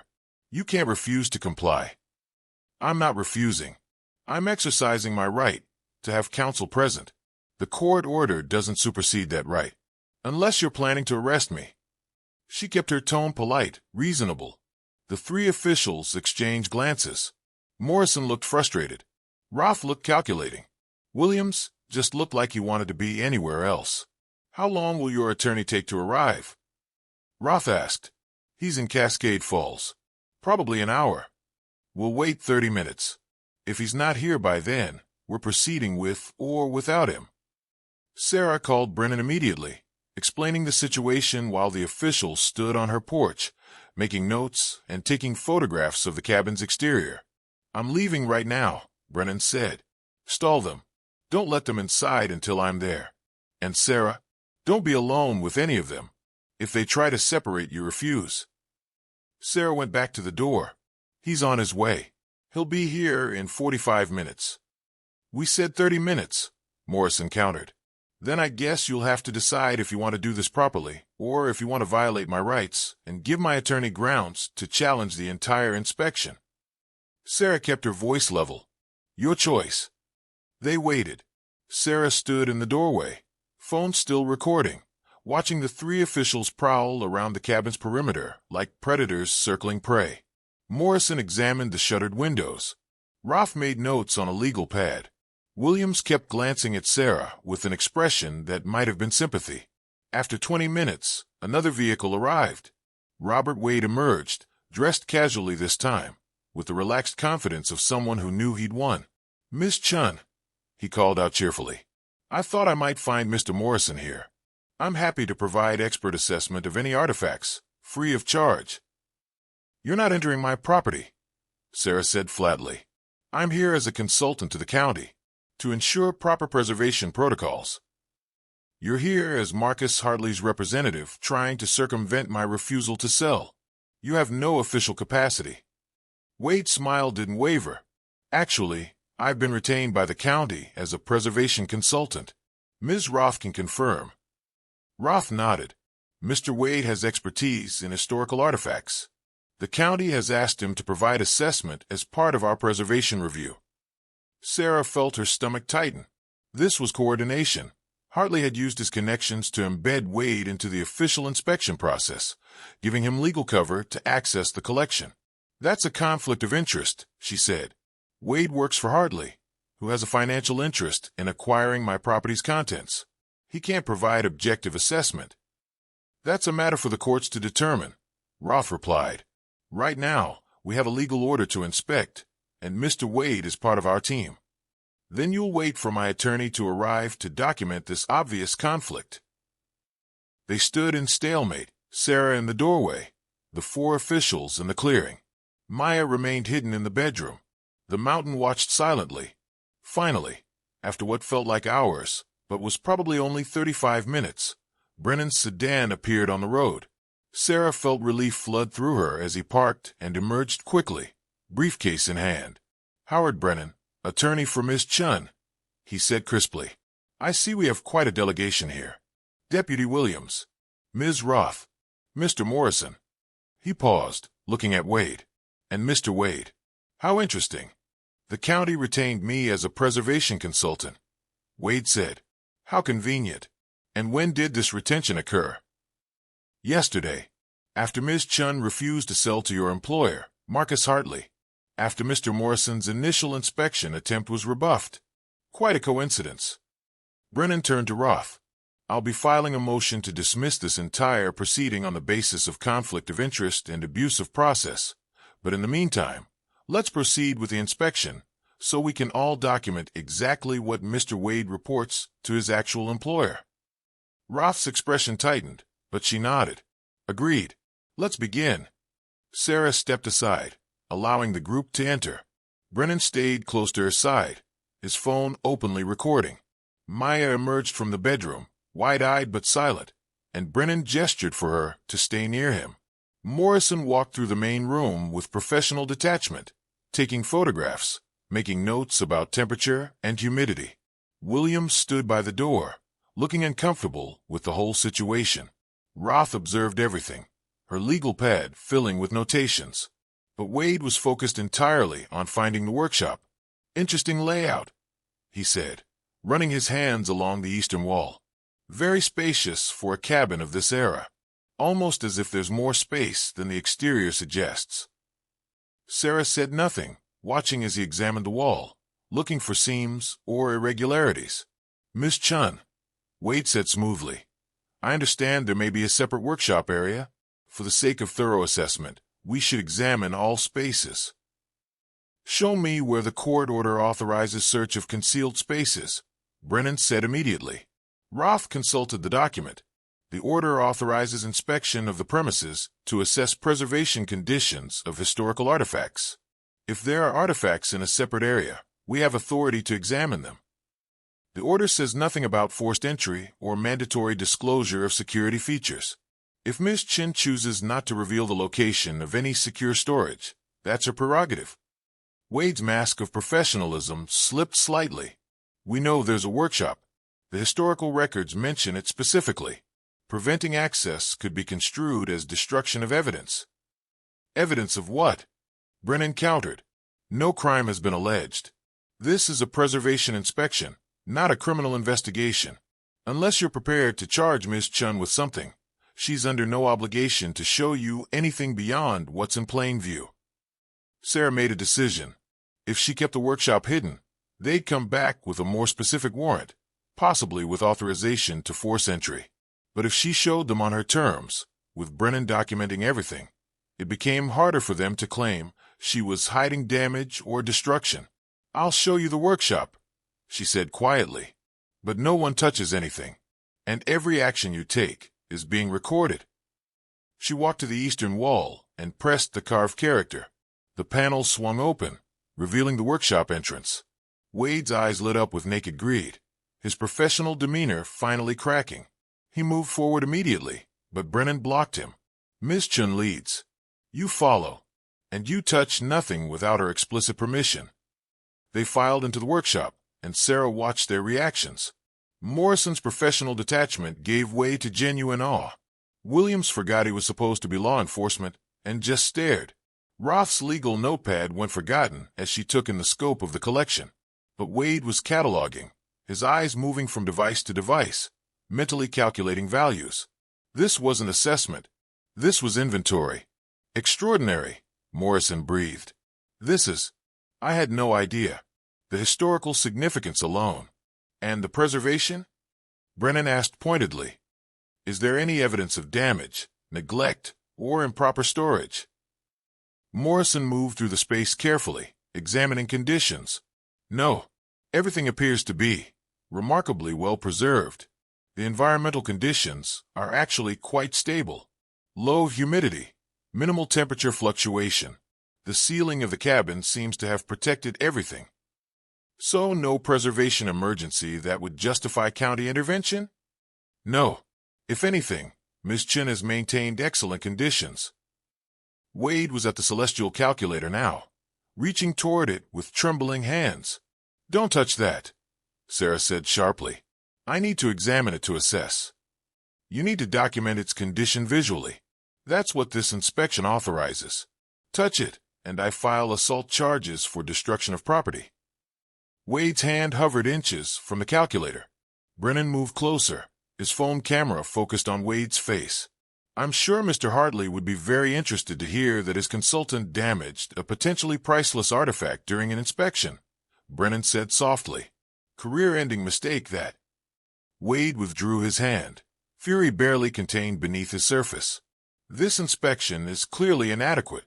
We need proper experts." "Like Dr. Patricia Wong," Sarah said, "who's already documented everything and certified that conditions are excellent. Or did you mean experts who work for Marcus Hartley?" Roth stepped in, sensing the situation deteriorating. "I think we've seen enough. Mr. Morrison, your assessment?"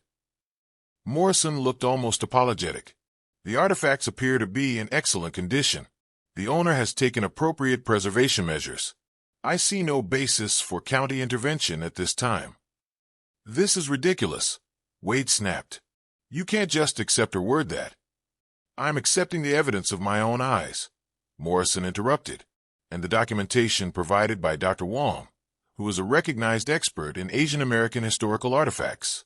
Unless you have specific evidence of damage or improper storage, Mr. Wade, I'm filing a report that the property is being appropriately maintained."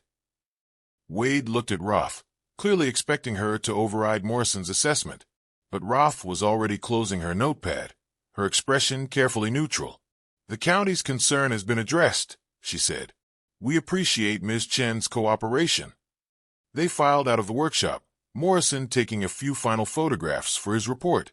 Wade lingered, his eyes drinking in one last view of the collection, memorizing every detail to report to Hartley. At the door, Brennan handed Roth a business card. For your motion to dismiss this entire proceeding. I'll be filing it tomorrow morning, arguing abuse of process and conflict of interest.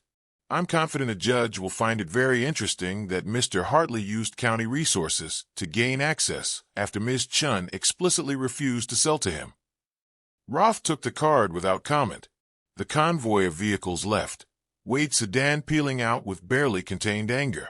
When they were alone, Sarah's legs suddenly felt weak. She sat down heavily on the porch steps, her hands shaking with delayed adrenaline. That was... She couldn't find words. Terrifying and exhilarating in equal measure.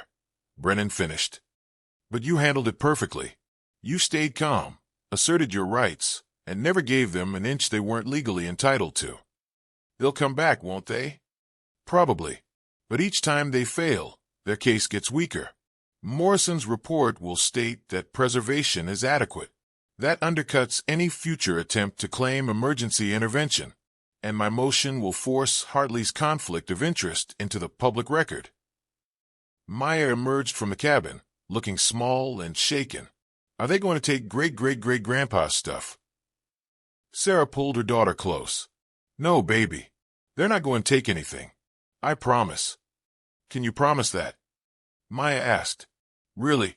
Sarah looked at Brennan, who gave a slight nod. Really? Because we're not going to let them. But that night, after Brennan left and Sarah tried to settle Maya for sleep, her daughter asked the question Sarah had been avoiding. Mom, what if they don't use the law? What if they just try to steal it? Sarah had been wondering the same thing. If legal pressure failed, if Hartley's patience ran out, would he resort to simple theft? The cabin was remote, vulnerable. The workshop's existence was now documented in county records. Wade had seen everything, could describe every device in detail. All Hartley needed was opportunity. Tomorrow we're installing better security, Sarah said, and I'm going to ask the sheriff to have deputies patrol this road more frequently.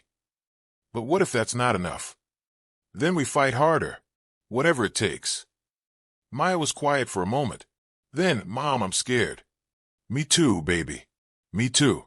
They fell asleep in the same bed that night, Sarah's arms wrapped around her daughter, both of them listening to the mountain sounds and trying not to imagine footsteps approaching in the darkness. Part 6. The countermove. The break-in attempt came 3 days later, at 2 a.m. Sarah woke to the sound of metal scraping against metal, someone working on the cabin's lock. She was alert instantly, her heart hammering, adrenaline flooding her system. She grabbed her phone and dialed 911, whispering into it while moving silently to Maya's bed. Someone's trying to break into my cabin. Chen property, Ridge Road, mile marker 12. Deputies are being dispatched. Stay on the line. Sarah woke Maya with a gentle hand over her mouth, signaling silence. Her daughter's eyes went wide, but she nodded understanding. They moved to the bathroom, the only room with a door that locked from inside, and Sarah barricaded it with their bodies while clutching the phone. Outside, she heard voices. Multiple people. The lock gave way with a crack of splitting wood. Footsteps entered the cabin. Find it, a voice commanded. Male authoritative. Photos showed everything was in the eastern wall. There's a panel that opens. More footsteps. The sound of furniture being moved, of hands slapping against wood, searching for the mechanism. Here, another voice called. This character, it's a pressure point. Sarah's blood ran cold. They knew exactly what they were looking for, exactly how to access it. Wade must have documented everything during the inspection, provided Hartley with detailed instructions. The panel opened. Flashlight beams swept into the workshop. Holy shit! Someone breathed. It's all real. I mean, Wade described it, but seeing it. Start with the calculator, the authoritative voice ordered. Then the bird. Then whatever else we can carry. We've got maybe 20 minutes before those deputy response times up here are slow. Sarah listened to them moving through the workshop, handling Elias Chen's life, work like common burglars looting a store. Her hands were shaking with rage and terror in equal measure. Maya gripped her arm, tears streaming silently down her face. Ma'am, the 911 operator's voice came through the phone. Are you still there? Yes, Sarah whispered. They're inside. Multiple intruders. They're in the workshop, taking things. Stay where you are. Deputies are 12 minutes out. 12 minutes. An eternity. Sarah heard the distinctive sound of the celestial calculator being moved, the crystal gears chiming softly as they were disturbed. Heard someone curse as they tried to figure out how to disconnect it safely. Just take it. The authoritative voice snapped. We can figure out the stand later. We need to move. More footsteps. The sound of something being wrapped in cloth. The mechanical bird, probably. Then another sound. A vehicle starting outside. They had transportation ready. Sarah made a decision. She couldn't let them take Elias Chen's masterwork. Not the calculator. Not the proof of his genius. She handed the phone to Maya. Stay here. Lock the door behind me.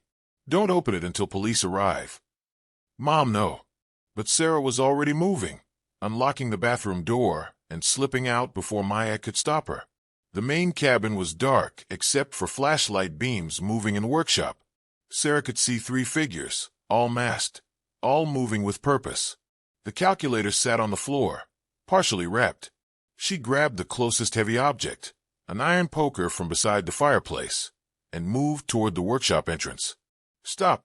Her voice was loud, commanding, surprising even herself. Put it down and get out. The 3 figures froze.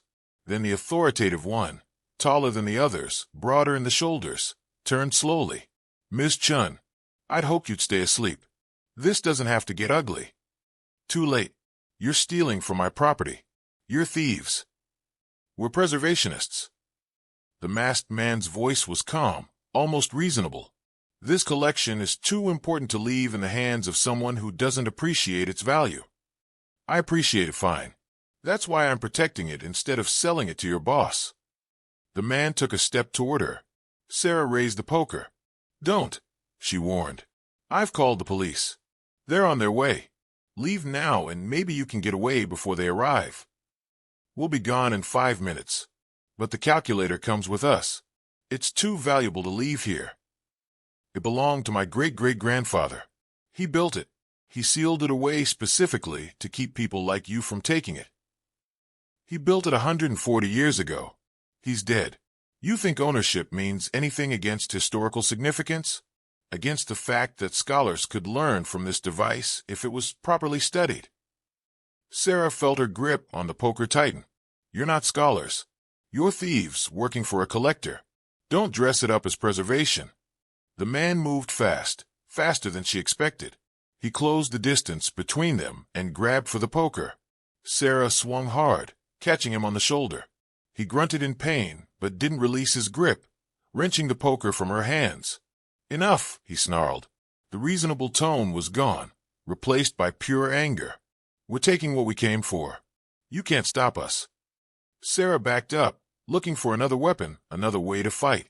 But there were 3 of them and 1 of her, and they were bigger, stronger, determined. Then she heard it, sirens in the distance. Still far away, but approaching fast. The masked man heard them too. He cursed viciously. Load what we can. Now. The other 2 grabbed the calculator, moving toward the door. Sarah lunged forward, trying to block them, but the authoritative man shoved her hard.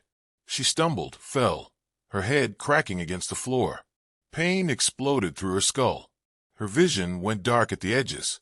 Through the haze, she heard Maya screaming from the bathroom, heard the masked men running, carrying their prize, heard a vehicle's engine roaring to life.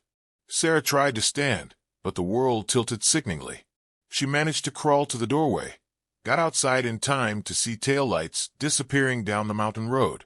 The celestial calculator was gone. Deputy vehicles crested the ridge moments later, lights blazing, sirens wailing. Too late. Always too late. Sarah sat on the cold porch, her head throbbing, watching officers pour out of their vehicles and secure the scene. Someone was asking her questions. Someone else was calling for medical. But all she could think about was the calculator, Elias Chen's masterwork, stolen by men who saw only value, not legacy. Maya burst out of the cabin, running to her. Sarah wrapped her arms around her daughter, holding tight while officers documented the break-in, while photographs were taken, while statements were requested. "I'm sorry," Sarah whispered into Maya's hair. "I'm so sorry. You tried to stop them," Maya said fiercely. "You fought them." "I failed." "You didn't fail.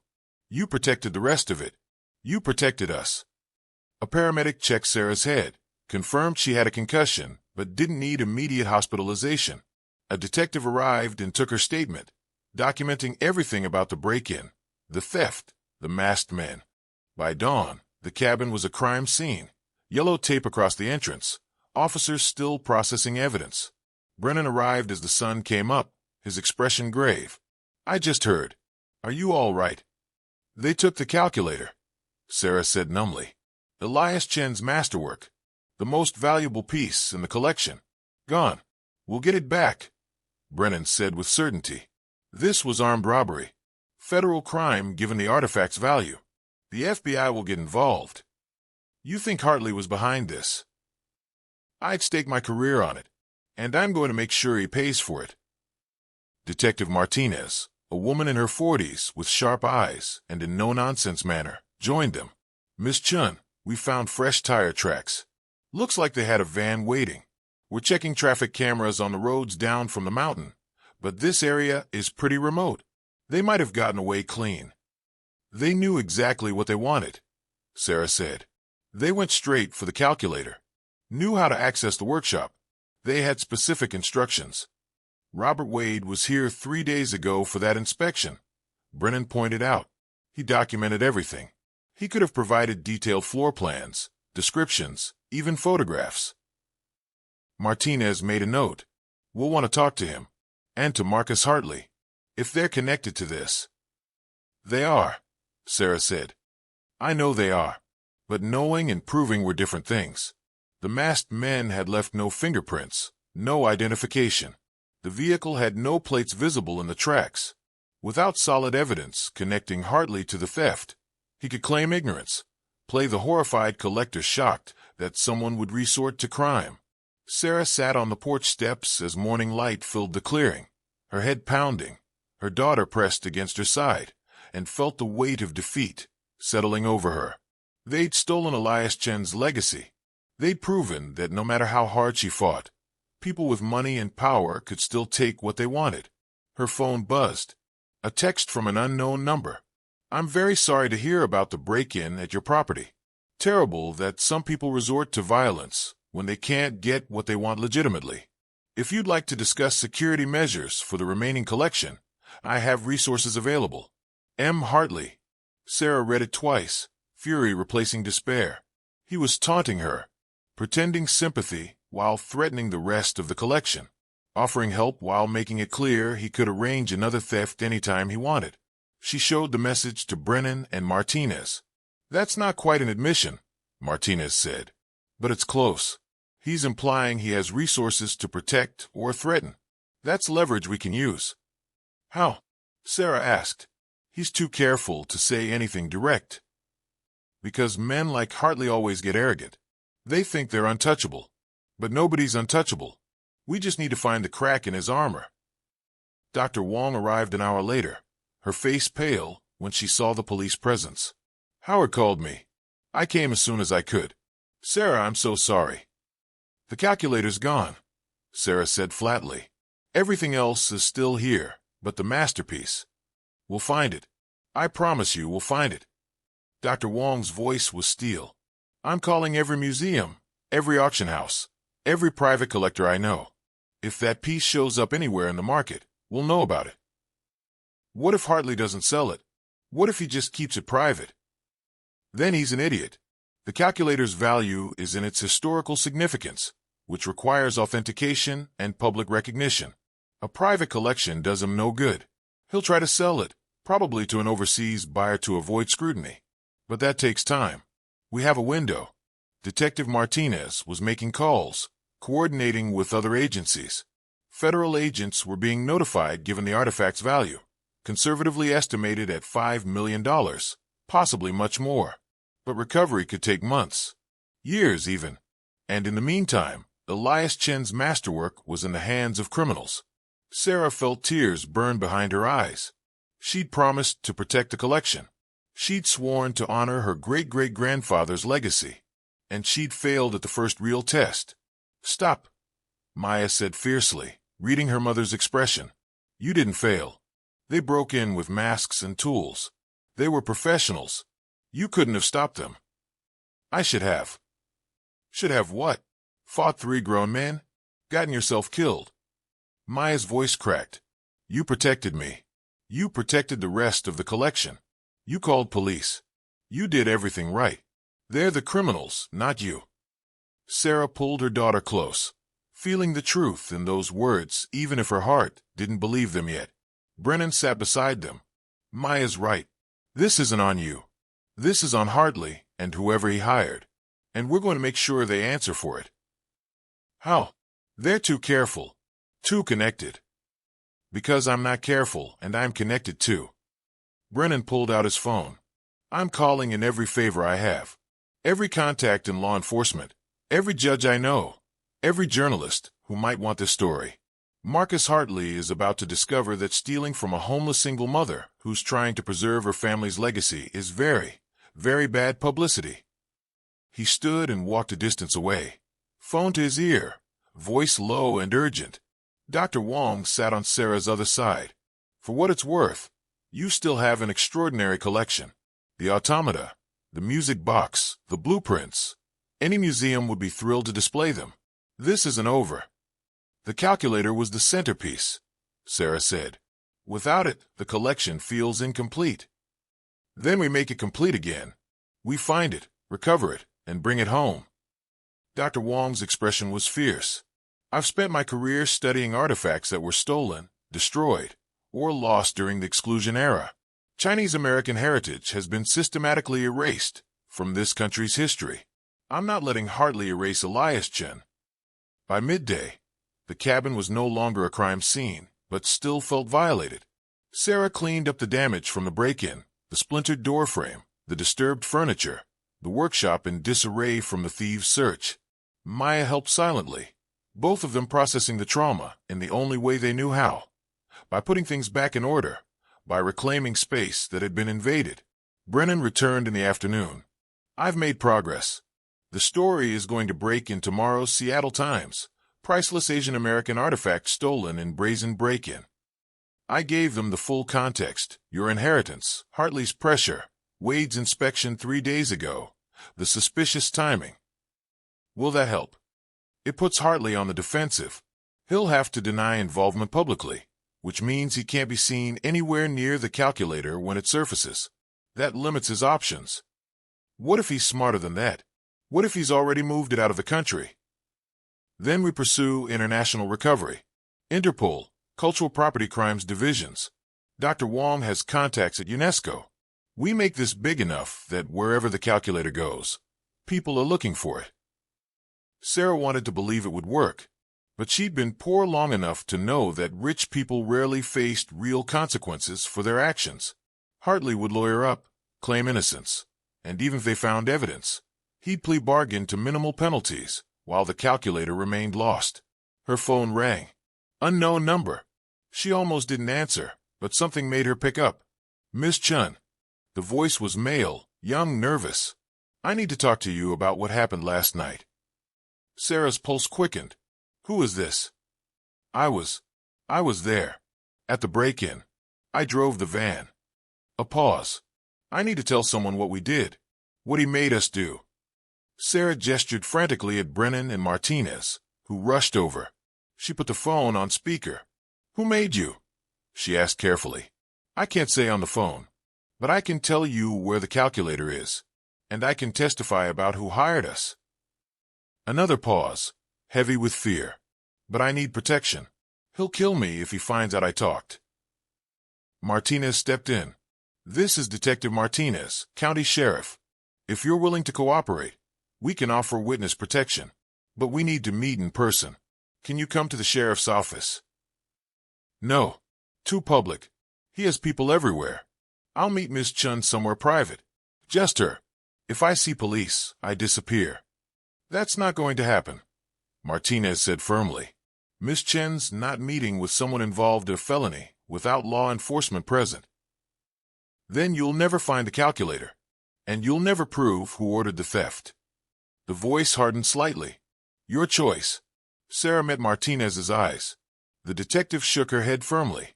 No way she was allowing a civilian to meet alone with a confessed criminal. But Sarah thought about the calculator, about Elias Chen's masterwork sitting in some criminal's warehouse, or, worse, already on a plane to a foreign buyer, about the possibility of never recovering it, of spending the rest of her life knowing she'd failed to protect the one piece that mattered most. Where and when? Sarah asked. No, Martinez said sharply. Absolutely not. The old railroad bridge, 3 miles east of Cascade Falls. The voice said. Midnight. Come alone. If I see anyone else, if I even think there's surveillance, I'm gone and the calculator stays missing. The line went dead. Martinez immediately tried to trace the call, but it came back as a burner phone, untraceable. You're not going, she said to Sarah. This could be a trap. They might want to eliminate you as a witness. Or it could be Hartley setting you up to appear to be buying stolen property.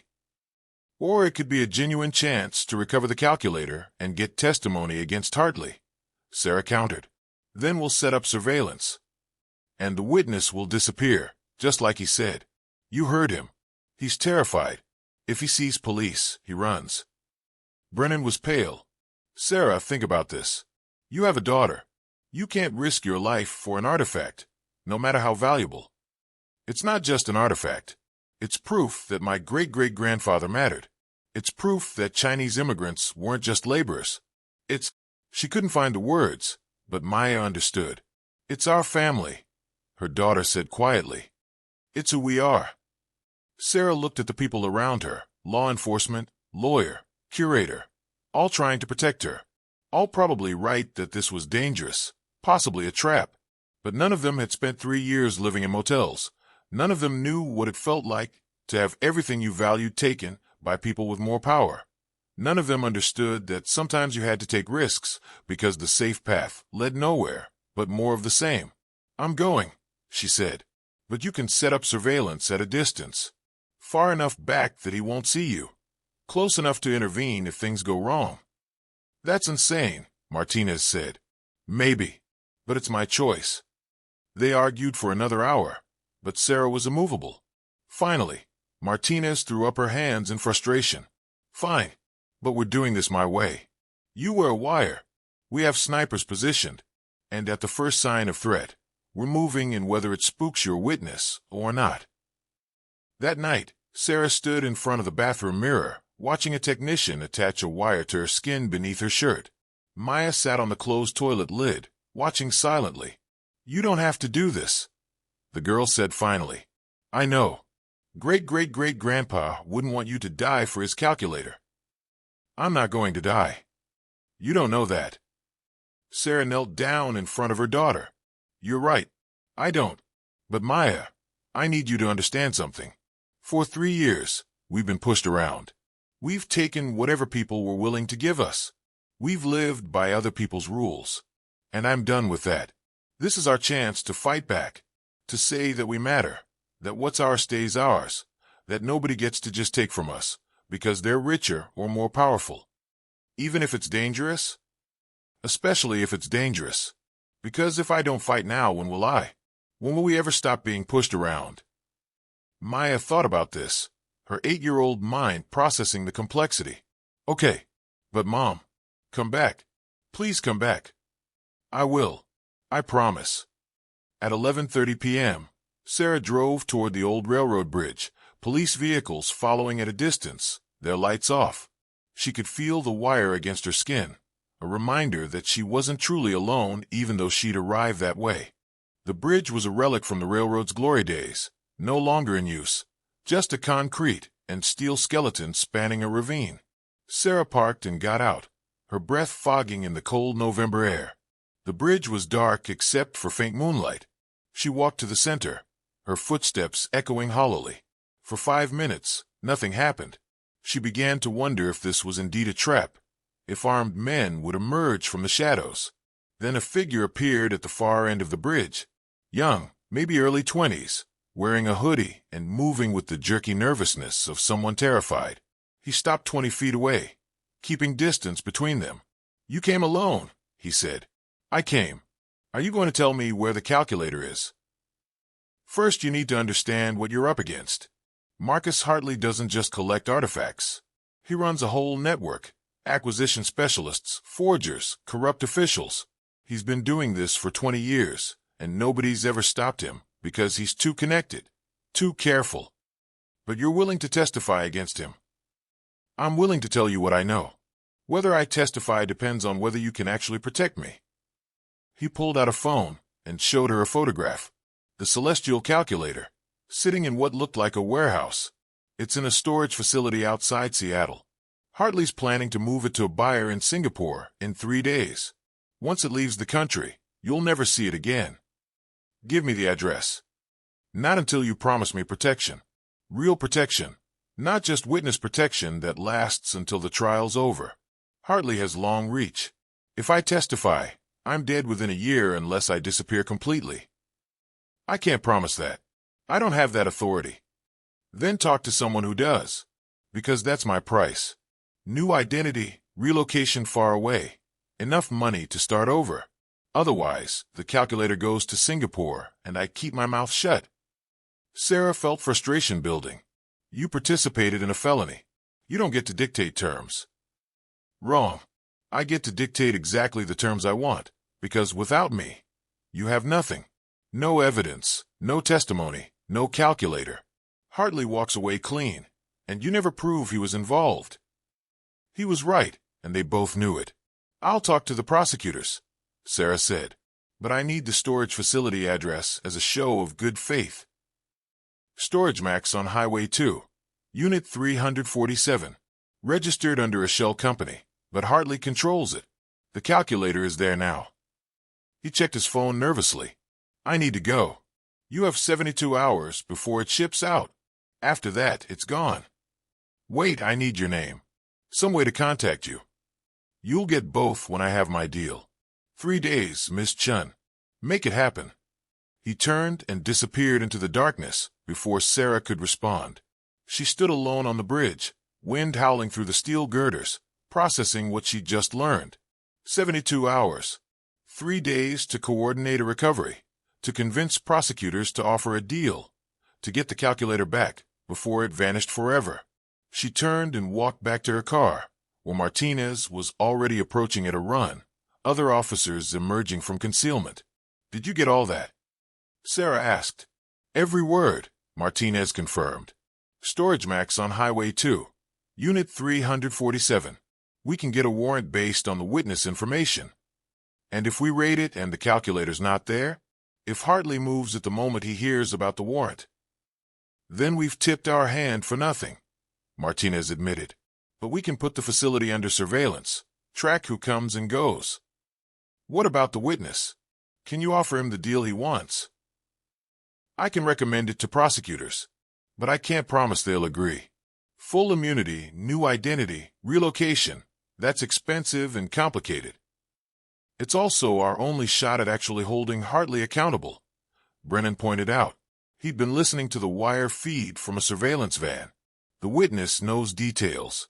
He can provide testimony that connects Hartley directly to the theft. That's worth the cost. They spent the next hour debating strategy in the parking lot, while Sarah's hands went numb from cold. Finally, Martinez made the call to prosecutors, waking someone up to brief them on the situation. An hour later, a deal was offered. Full immunity in exchange for testimony, protective custody until trial, consideration for witness protection after. Not exactly what the witness had demanded, but close. "How do I contact him?" Sarah asked. "He didn't leave a number." "He'll contact you," Martinez said. "Men like that don't stay off the grid. They're paranoid, but they're also watching. He'll see the news, know we're serious, and reach out." Sarah drove home as dawn was breaking, exhausted and wired on adrenaline simultaneously. Maya had stayed with Brennan's secretary in Cascade Falls, protected and comfortable. Sarah picked her up and returned to the cabin just as morning light hit the mountains. The workshop felt empty without the calculator. The space where it had stood was just bare floor, a hole in the collection's heart. But Sarah felt something else growing inside her chest. Not defeat, not despair, but kind of focused fury that had been building for 3 years. She was done being pushed around. Hartley was about to discover that the homeless woman he'd tried to intimidate was far more dangerous than he'd imagined, because she had nothing left to lose except what mattered most, and she'd burn his whole operation down before she let him take that from her.